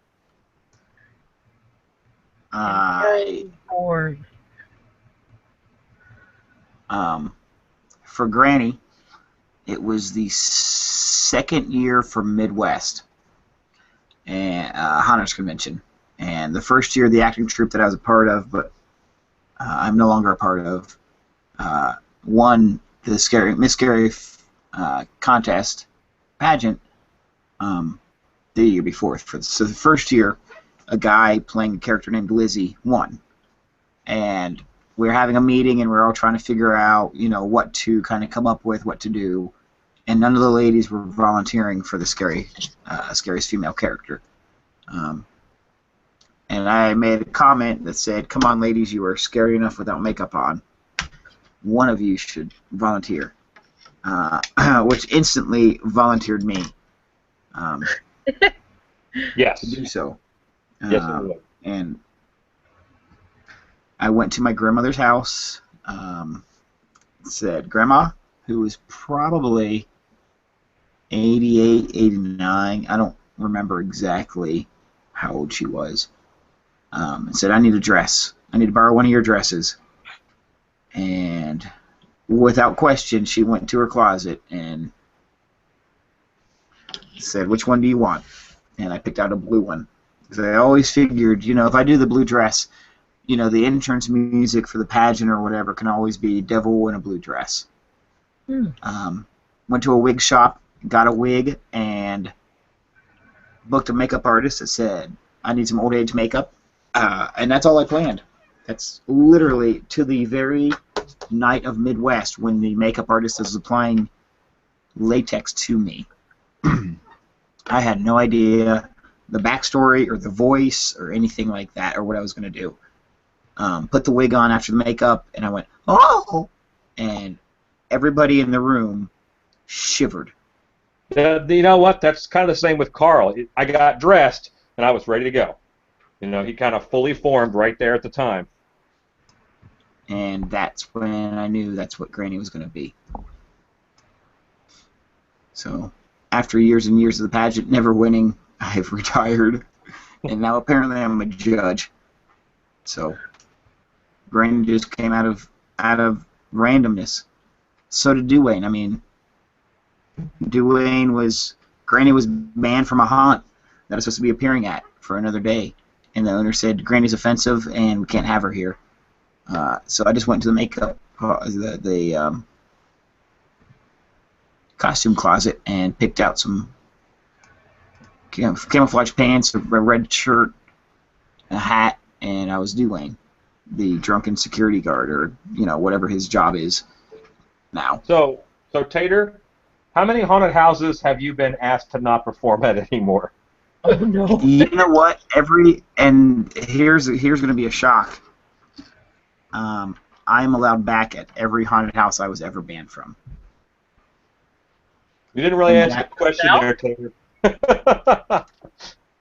I think Granny's only been banned from 2, which was 100 Acre Manor in Pittsburgh, which I was welcomed back with, and The Darkness out in St. Louis. And Larry was my booth across the aisle from me at IAPA, and he was trying me to be Granny at St. Louis again, at The Darkness. Even though he asked you to stop the last time. Yes, and I talked to him actually last night, and he pretty much told me what happened. I do not agree with what he said or did, but, somebody was complaining, and to get that lady to get away from him, he just said, I never hired Tater. I didn't know he was out there. So he lied. Awesome. So he lied to the person and then caused all sorts of repercussions and then asked me not to come back. Awesome. Hey, don't get rid of it. That's protein. I'm going to clean out this bucket, and then I'll do another layer. Alan's leaving again. Let's talk about farts again. Go. Wait. Fill the room. Well, there are a couple comments on here I could mention. Diablo came back with Shaun of the Dead, which is a good one. It's still not a B movie, Diablo. Still not a B movie. Okay, I got one. Blair Witch Project. Yeah, that's pretty good. Maybe in retrospect now, looking back, you hate it. You can't watch it twice and like it the second time. But it changed things. Blair Witch Project changed things. It changed what we do. Horror movies. There's now a whole genre of horror movies that happened because of Blair Witch Project. Yeah, that's true. And Mutter says Creatures from the Black Lagoon is a great B movie. I don't know if I want to consider that a B-rated movie. It was B. It was B at the time. They didn't put the budget into it of an A movie. And then copy imitation is Monster Party. Mad Monster Party? I wonder. Oh, Swamp Thing. Yeah, that's a good one. Alan, what does that make? Monster Brawl. B-R-A-W-L. Monster Brawl. It's all these monsters fighting. It's awesome. Oh man, now I gotta watch that. I gotta What read about that one. Monster Squad? Love That was Monster a good one. Squad. But that wasn't a B movie. That was an A movie. Yep. What is in the water bottle, Alan? That is green peach mango green tea. That's what it is. Peach mango green tea. Crystal Light mix. Okay. And your rum chata mix is still floating around, huh? It's dwindling, but it's still there. Kind of looks like plaster mix. Yes.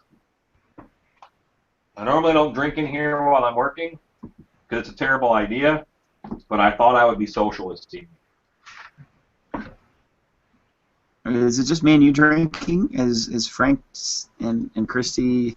Frank is and getting Sherry- lower and lower as the night goes on. He's I know. I was probably gonna say Frank just keeps sinking into that couch. I had a Mike's Hard Lemonade earlier. Oh, water. Yeah. Very dry here. I don't drink, so sorry. never too late to start, Sherry. I don't have Oh, anything. I started many years ago. I gave it up.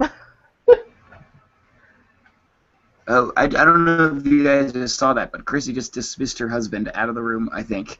I'm not sure what that was. He's saying I drank all the alcohol. He said one thing, and she was like, out. Oh, I thought she was telling him to go get her another drink. No, I was Maybe. saying there's still one more left in there. That's not You're what it going to was. need it for tomorrow. You'll notice he flinched.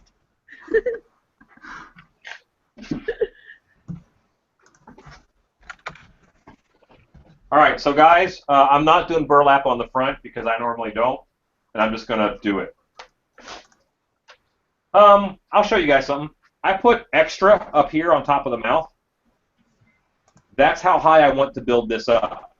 I put a big blob up here so that I know when I get everything leveled off to this point, it's high enough for me to be happy. That make sense? Yeah. What are you doing now, Alan? Mix and plaster.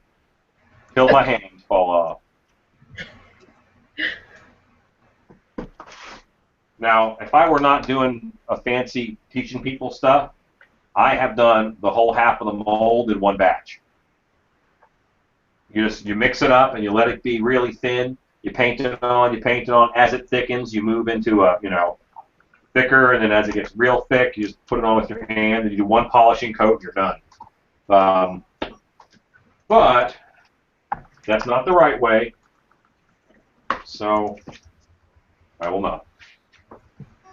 Oh, Jason had to go. He's out of beer, needs to sleep before turkey and more beer, so he's out.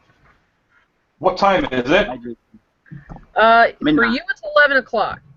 All right, so this is 3 hours at this point. We're looking at 3.5, almost 4. Because I assume you guys want to see me crack it open. Yeah, that'd be nice. And then Copy Imitation said Murder Party, not Monster Party. I've not heard of Monster. I've heard of Mad Monster Party, and that's what I thought he meant. But Murder Party. I think I know that one. I don't know it either. That's the one, if I remember, I'm thinking about the right one, it's the woman who has her hair braided to look like a noose. No, that's Happy Birthday to Me. Oh, okay. Dante And Gary? Davis. Dante Davis says, "What's up, yo?" Thank you, Dante. Hi, Dante. Alan, what about Puppet Master? How do you feel about Puppet Master? I think they're fun. All those Charles Brand terrible full moon pictures are fun. When I was very, very young, all right, let's say I was, maybe I was 12, 11, 12, maybe 13. There was a movie that Full Moon made called Meridian, and it was basically a Beauty and the Beast story, but there was a Wolfman-looking character who looked awesome, and there was a beautiful woman, and that movie had a lot of breasts in it. And Being a young, impressionable child, I really liked that movie. And that may be one of the supporting movies that made me like the Wolfman character so much. Wolfman gets boobies. That's right. Another movie that I really liked as a kid, and not because it had boobs in it, but it happened to have boobs in it, was Excalibur. I love that movie. Sword fighting. I can't remember when. Patrick Stewart's in it. Liam Neeson is in it. Liam Neeson. What was Liam Neeson in it? He was one of the knights. I'll have to watch that movie again. I don't remember him in it. I remember Patrick Stewart. I'll have to watch that again. It's been a while. Is there any movie that you have watched that you were amazed by or mesmerized by or thoroughly enjoyed when you were a kid, and then when you watched it nowadays, you're like, what the heck did I ever see in this movie? No. No. I support my teenage decisions. I still like most of those movies. Oh, John Summer. I was more enamored with Leatherface 3 as a teenager than I was now. Now I'll skip past it. I don't have to watch it. Evil Dead 2, Killer Clowns from Outer Space. Those are some of John Summers. Gotcha. The original Leprechaun I loved when I was a kid, and I watched it recently, and I was like, what happened?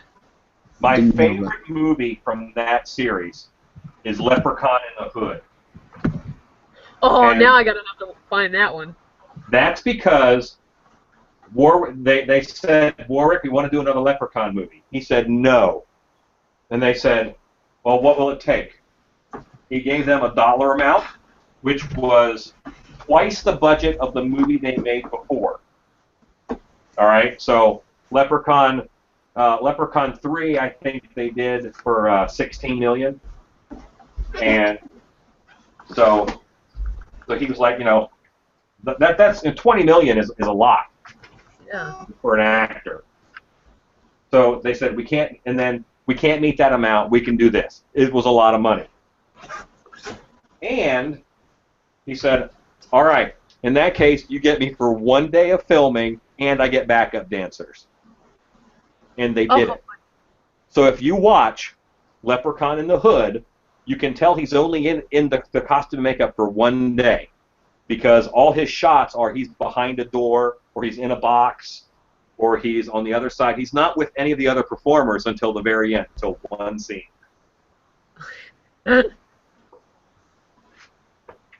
Doesn't Leprechaun go to space, too? I think he went to space as well. I think there was Leprechaun in space. I believe that's correct. I don't want to believe it's true, but I believe you're right. I wonder if he was in it, though.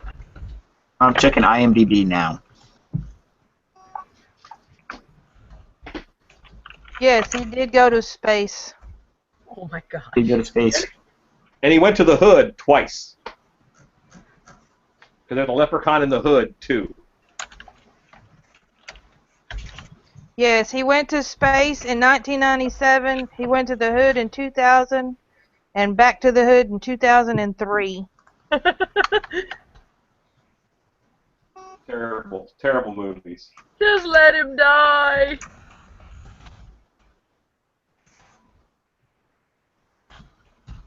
They did a relaunch of the Leprechaun series.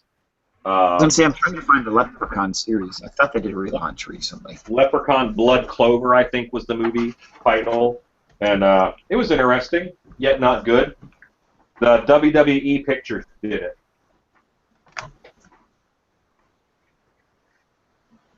It shows that they did Leprechaun Origins in 2014. Yeah. That's the one, yeah. That subtitle is Blood Clover, I think.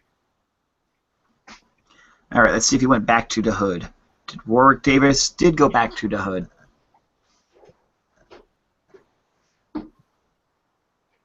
It was the last entry in the series to feature Warwick Davis.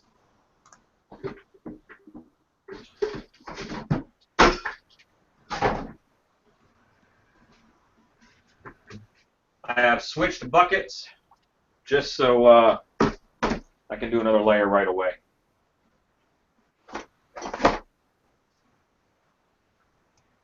He's probably making bigger money off of the Harry Potter movies.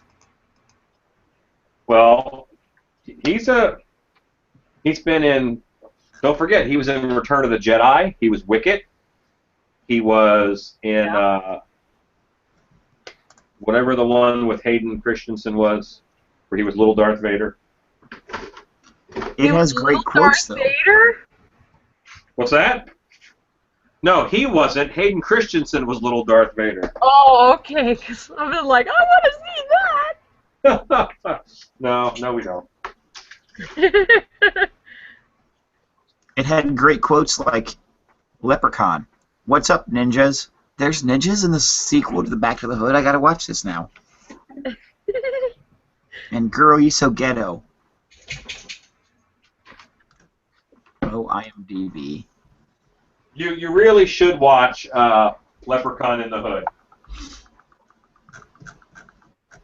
Just to see how they made the main villain not be there most of the time.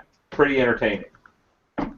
And when you first see him, he's got zombie fly girl backup dancers. That's funny.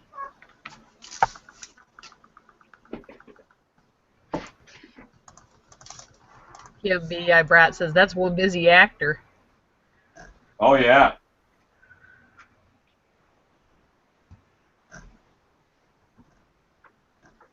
So once again, mix and plaster.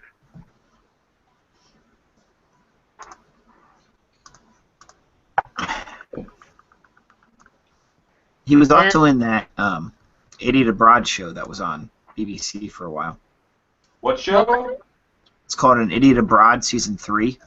Oh, he was in that? Mm-hmm. He was only in the 3rd season, though. Oh. I never saw that show, but it looked very interesting. Oh, he's in the new Star Wars, too. He's in Star Wars Episode 7. Yeah, that's it.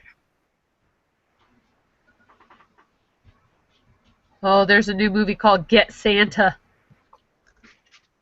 Get Santa? And he's in Get Santa. Is it a horror movie?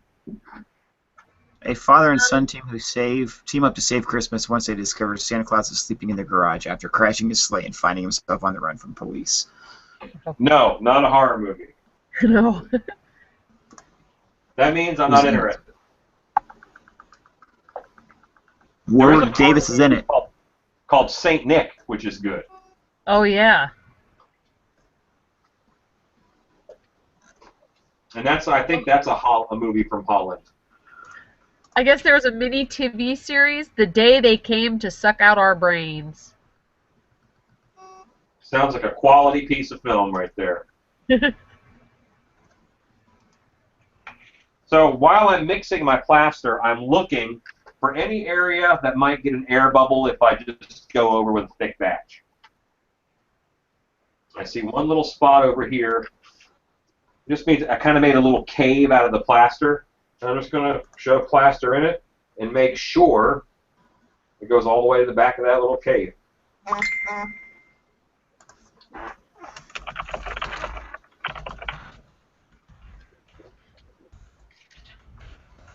So this is really the non-glorious side of special effects. You know, this is, you know, someone spending a day over a bucket like this. This is one mold, and I'm molding it very fast. I actually just watched, I don't know whose video it was, and I apologize for that, but they were molding a mask in their backyard, a half mask.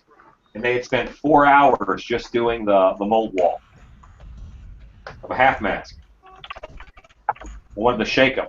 Now, they were drinking a beer while they were doing it. So, Speaking of beer, I need to go get another one. It was called Backyard Molding, is what they were, the name of the video.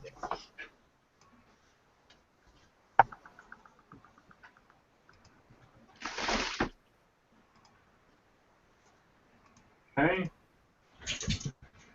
And right now, my goal with this batch is to smooth this sucker out and call it finished.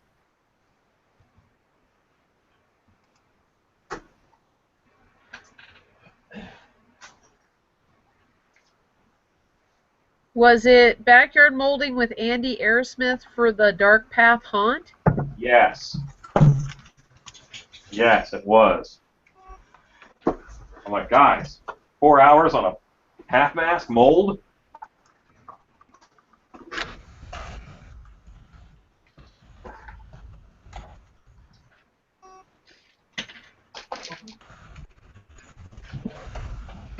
And now my mold is rocking a little bit because the weight has shifted on it.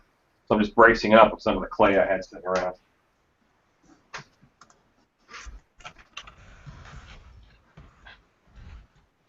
Was there a horror movie called Meridian?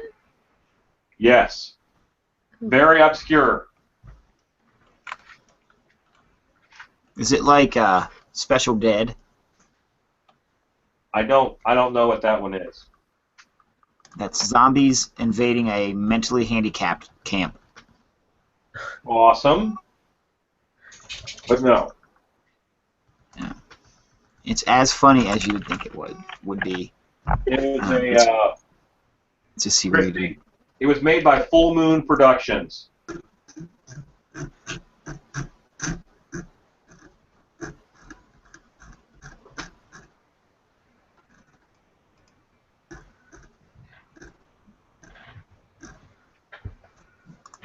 Oh, Copy Imitation says, I thought Puppet Master was creepy when I was a kid some 20 years ago. Yeah, Puppet Master doesn't do the same for adults. But it's hilarious. I remember the first horror movie I ever watched, and I was probably 6 or 7, and it was Halloween. When I was young, maybe 6, 7, the final battle was on. The alien reptiles that had already taken over. And there was a scene in that TV series where a woman gives birth to a baby who's half alien, and its eyes go red and it flicks out a forked tongue. And that freaked me out when I was a kid. I was done. I went upstairs.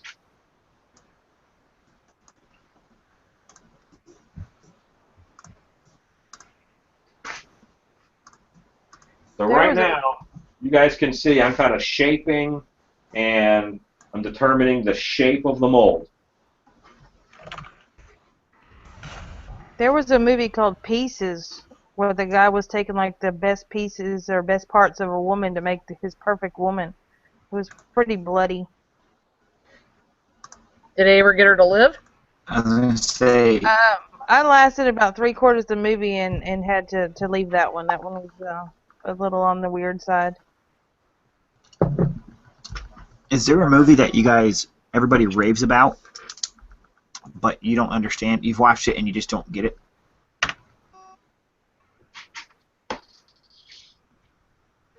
You just don't see the attraction? Yes, Hostel. Yeah, that one's a pretty wild one. Does nothing for me. Saw.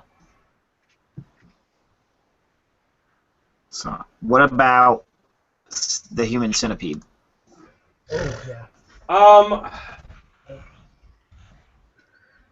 think the Human Centipede has really good PR because there's almost no blood and gore in it at all. But it's a high concept German art film, and it has certainly made its money back. It's just shock value. That's all it was for. It was shock value. Yeah, I think the most intense scene was the guy apologizing to the woman for having to go to the bathroom.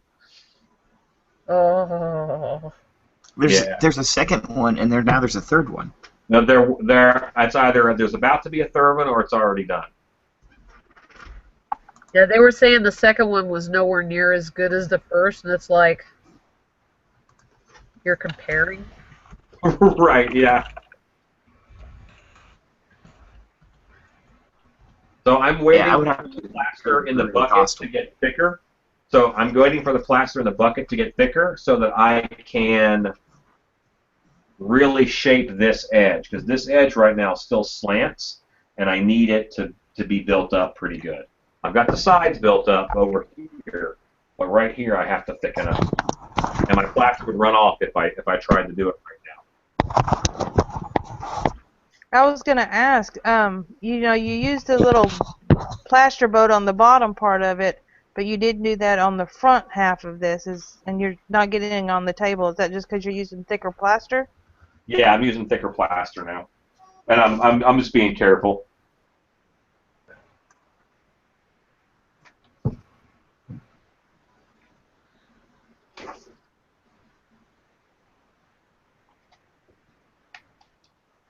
So explain the picture that you posted, Alan, where Oh, you the were turtle dressed with like you with scary eyes.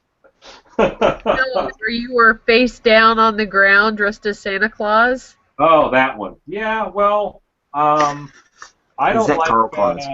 that was Carl Claus, and I will not be held responsible for what Carl Claus does. Truly, I will not be blamed. Apparently, that was a moment that had to happen. But I remember that Carl Claus did a lot of laying around. He slept in the bushes out in front of dark hour. Yeah, it wasn't very good. Wait, I meant to ask. Am I banned from? Is Granny banned from Dark Hour? Not yet. Okay, just making sure. There's I'm still not saying it'll never happen. I would like to meet Carl Claus. I think Granny and Carl Claus should be a teammate situation. Oh my gosh, that would be You're going to be hilarious. Mrs. Carl Claus. Oh, that'd be bad news all over it. Yeah, Carl Claus has a distinction of being asked to not show up at a parade. Like, you're asked to come to this parade, but your Santa cannot come. That's funny.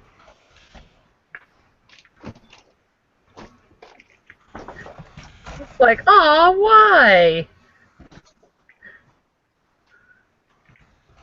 He doesn't yell at the kids much.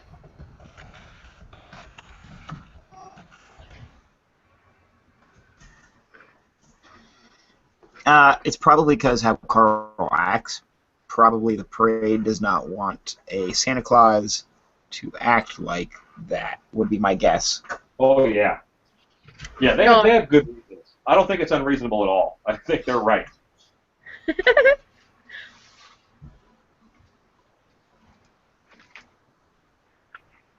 And now my plaster is kicking, but I'm kind of moving it around to where I want it. I got one spot right here I think it's a little shallow.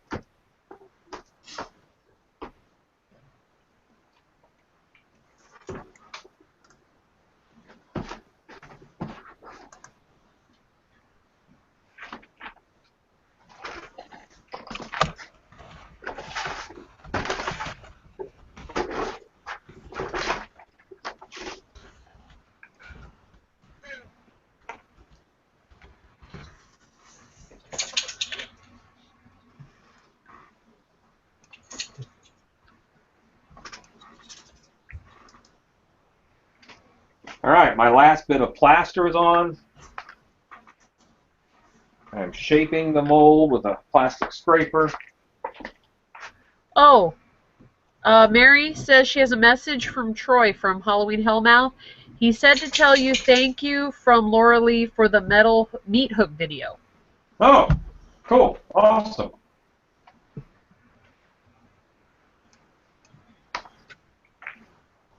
Did she make metal meat hooks? I guess.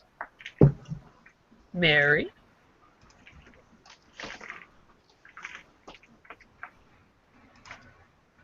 Yeah, Troy does some good stuff on his channel. He made a monster plant that I thought was really cool.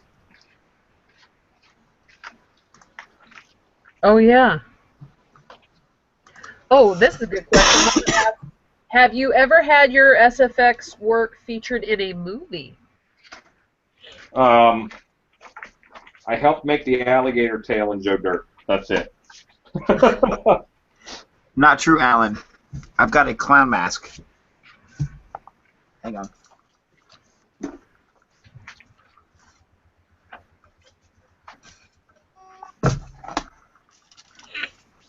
It's sitting back here. See this? Yes. Yeah. Would that be your work right there? Yes. It's been in many movies. We're talking about many movies. Just home video stuff. Oh, gosh. Adult films? It's just me, the mask, and the giraffe in the back. Nice. At what point did the mailman show up? Mailman was out. He's kind of a jerk around here, so we had to go for pizza delivery guy. Oh, I was thinking it was going to be the plumber. Gotta be the pizza delivery guy. By Pizza delivery guy. by the end, Frank, they're all plumbers. Yeah. Mary says Lori Lee did make meat hooks. Cool.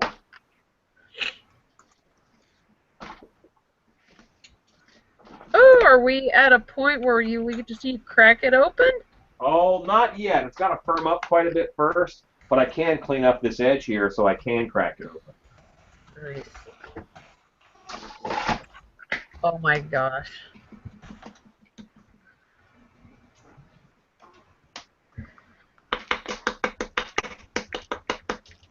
What is that you're using? A machete. It's a push bar for a table. Oh. A push bar for what? I was coughing in it. A table saw. Ah.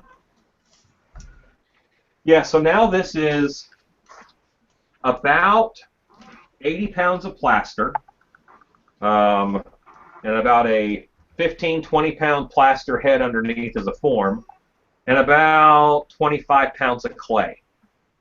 Oh. So this unit right here is very heavy, and much heavier than the molds are themselves when they are done. If I had a rasp here right now, I'd be on the back of the mold that is all the way cured. I'd be rasping this down and making this nice and smooth. This is the only spot that's going to be real rough, that and the front edge. But I don't have one right with me. So It's in the box labeled rasps. yeah, probably. Hey, you know what? I can give you guys a little shop tour. Oh, awesome. Kind of. A little. How far do you reach? Because this is a pretty short cord on this camera. It's okay, I got long arms. I can hold the camera. Yeah. Okay. So, when you come in, I have to turn my computer now so I can see what I'm showing you. Wife has 2 shelves, and that's over there. That's a workstation, mostly for making my resin necklaces. That is a very compartmentalized shelf for deranged masks. That's my spray paint shelf over there, mostly. Unfinished projects are up on top. Lots going on those back 2 shelves. The top right box is labeled horn tips, and then the next one is floral wire, and then the next toolbox is labeled moss, real and fake. There's a whole box of PVC fittings. There's a white box up there that says test tubes. Over here,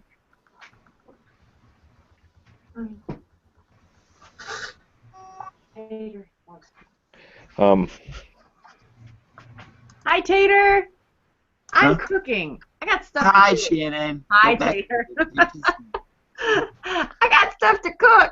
I'm cooking. All right, go so happy Thanksgiving, everybody. Mwah, mwah, mwah. Hey, Shaggy. Hey, what's up, Frank? I got to go. I got to cook. Okay. All right. Yeah. so we had a pause. Sorry, it scared me when somebody just randomly comes out and says my name.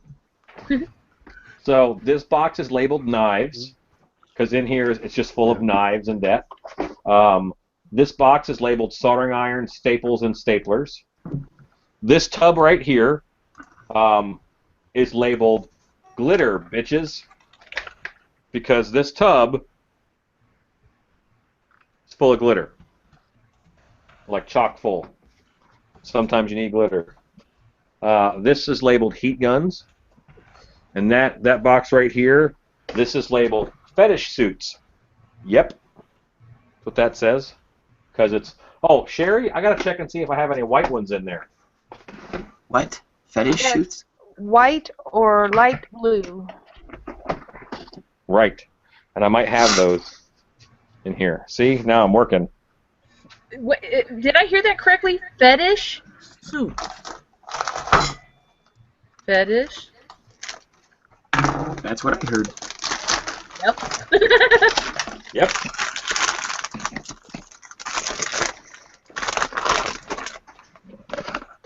Sherry, I got a gray.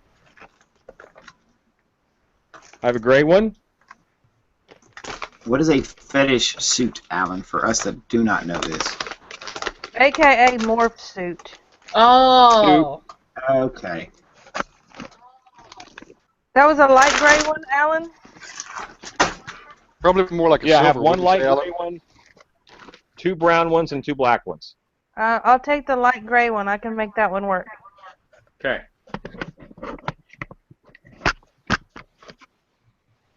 Done.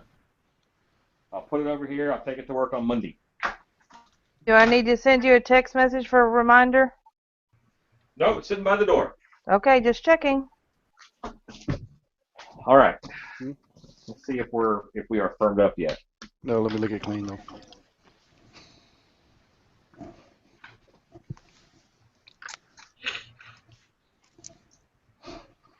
I'm gonna grab some screwdrivers, and I think we're ready to crack. Yay. If we crack gently.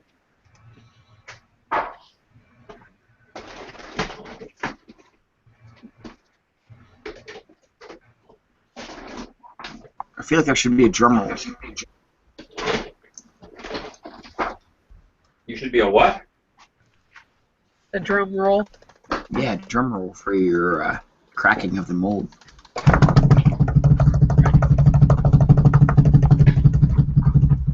You're assuming it's going to happen all at once. It's a pretty slow process.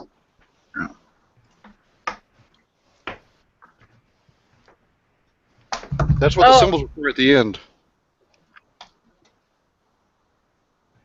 Richard Teachout asks, where do you store all your molds? In my garden shed. I know Richard. He's a haunter from Kentucky, I believe. Louisville. Did a movie. Yeah, he is.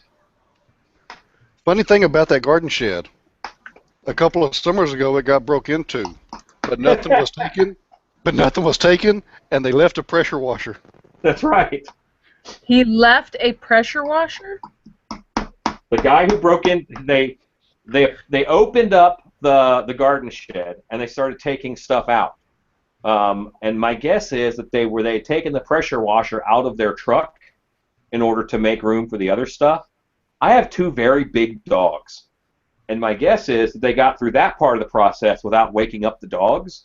But once the dogs heard them and came out barking, I think they got in the truck really fast and left. You got a free pressure washer. Yes, I did. I would hate to hear what pretty... Spitz, I would Go hate to ahead, hear Frank. what I would hate to hear what Spitz was saying to them. That's right. I was going to say they have to be some pretty buff thieves if they're going to sit there and carry a bunch of molds out. Well, you know, I've got a tiller in there. I've got had a paintball gun. I mean, there's some stuff that was an air conditioner for my shop was in there. So there was some stuff that was worth taking, but they didn't get to it. The dogs earned their keep. So this is a happy sign of progress. Oh, crack!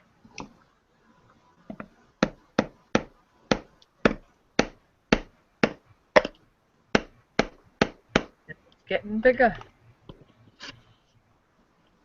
And what will happen is I move these around.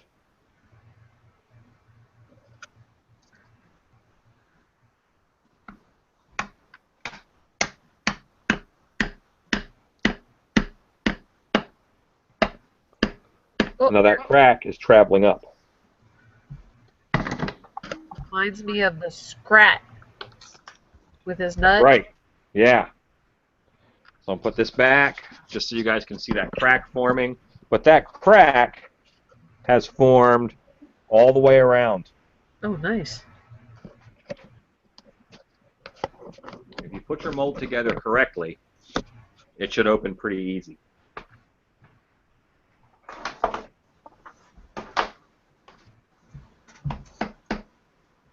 Please be careful of your phone. Yeah, I almost dropped my hammer on it a minute ago. I'll put it over there. Good call on whoever did that.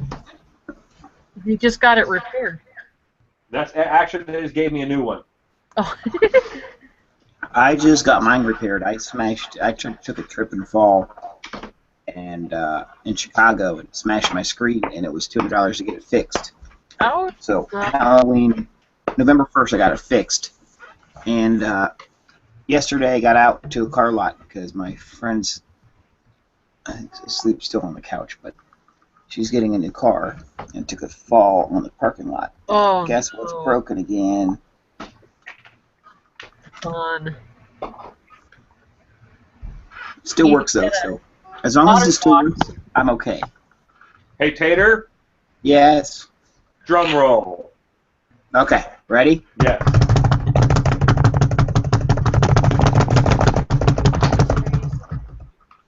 Keep drum rolling.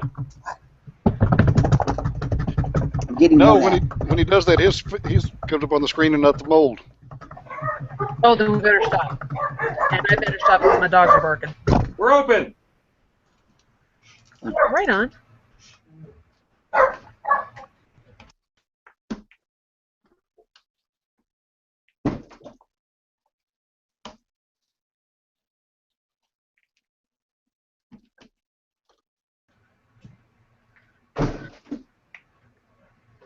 So I'm not going to clean out this mold on a hangout. That is a fate I will not make you sit through. The back of the head is normally pretty easy. I will pull a couple pieces out here.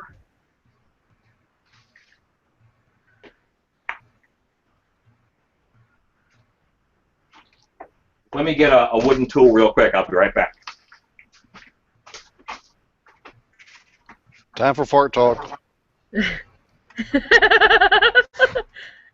Well, at least we have a name for it now. So, does anybody else eat deviled eggs? Or is it just your husband? The boys eat it too. Oh. He ate 2 boiled eggs earlier. That's what got us started talking about it. Are beer farts worse than deviled egg farts? Discuss. Well, we don't drink a lot of beer in this house. We mostly drink Mike's Hard Lemonade, so that's a tough call. Bean soup. Bean soup. No, bean soup. He made one of his coworkers barf.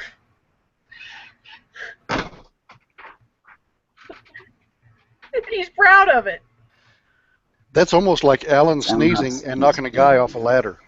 Oh no. Right there. Do you want to pop down and say hi to him? I sneeze loud. Hey, Alan, Jenna unofficially says hi. Hi, She's Jenna. going back to bed now. Okay. Alan says hi Hi. and good night. Hi. She flew home from her car her dream car was in Columbus, and since she wrecked her other car in Chicago, she flew up to Columbus to pick it up. So she picked it up today. Awesome. Driving back? I think she's flying back sometime, or driving back sometime. Watch that crazy weather. Yeah. It's 2007 Mini Cooper in sky blue with white racing stripes. Wait, her dream car is a freaking Mini Cooper? Yes, her dream car is a Mini Cooper. Please tell me it has an extended warranty. Yeah. Oh, good. Upper standards. It's 2007.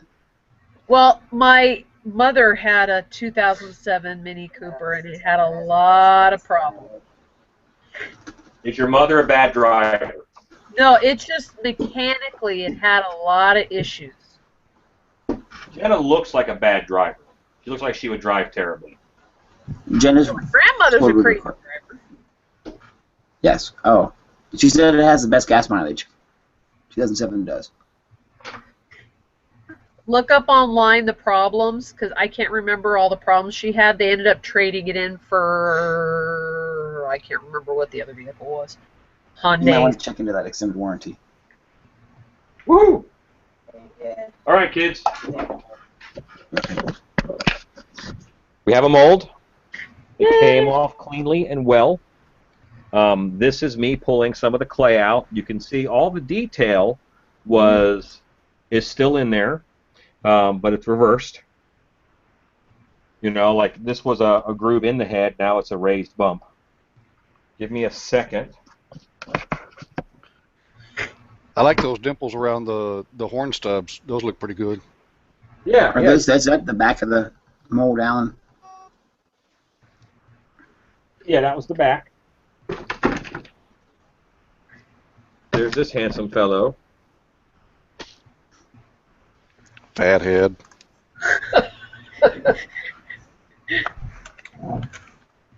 Man, y'all just abuse me. All right. And here is the front half of the mold.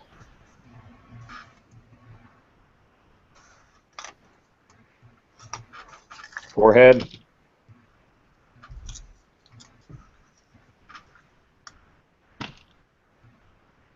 Well, the eyes came out pretty easy. Yeah. So I'll peel all this clay out tomorrow. It seems like it's coming out easier than the back did. Well, only around the neck. Hmm.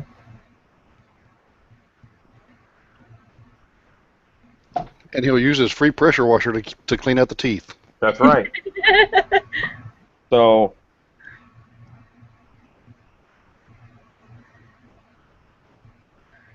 Doesn't the clay get really hard as it dries out? And I mean, wouldn't that make it really hard to get out of the mold? yeah, I'm going to pour some water in there tonight and cover it with a bag, and that way it will not dry out.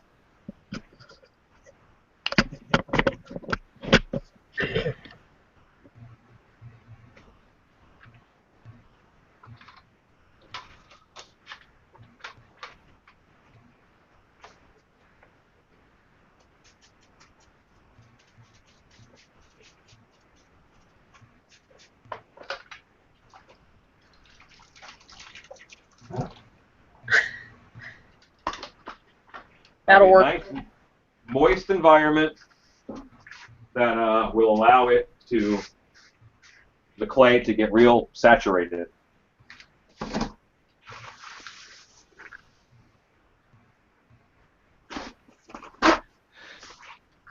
Alan, how many masks could you pull out of a mold back to back to back before the mold itself got too saturated and needed to rest? It just takes longer and longer. The first one, in 30 minutes, you'll get a good dwell. If I let this dry out a little bit, then it's going to suck the moisture out of that latex enough in about 30 minutes. If I do one the next day, it's got to go about 40 minutes. So then you have a 2-hour dwell, and you're only getting, a 1/4 inch thick mask. So it'll do it, but it is best to give it a rest. But you can pop the oven in the mold in the oven, and that will dry it out, evaporate the water out of it, and then it's good to go. Good to know. The oven heat won't crack the mold? Ultra Cal 30, no. You can do about 150, 160 on Hydrocal, no problem. Here's the fun part. I have plaster in my arm here. Oh, Mean Old Drunk said, thank you, Alan, Christy, Tater, everyone else. Hope you guys have a happy Thanksgiving. Oh, and please do a YouTube whenever on painting it. YouTube whenever. Tater, you're a jerk for making that stick. YouTube whenever. So this is, the mold is done. It's not cleaned out yet, but I'll get it cleaned out. I'll get it poured up, and then I'll paint it and hair it and all that stuff. But really, start to finish, 3 hours, 45 minutes. So it's not that bad of a process. I mean, that was everything. That was mold wall and everything. Thank you guys for watching. Subscribe to the YouTube channel, and happy Thanksgiving. Thank you, Alan. Y'all Thank you, say Alan. goodnight. Happy Thanksgiving. Say goodnight, I will guys. leave you to this and say, as my Facebook says, today is Thanksgiving, so make sure you set your scales back 5 pounds. That's right.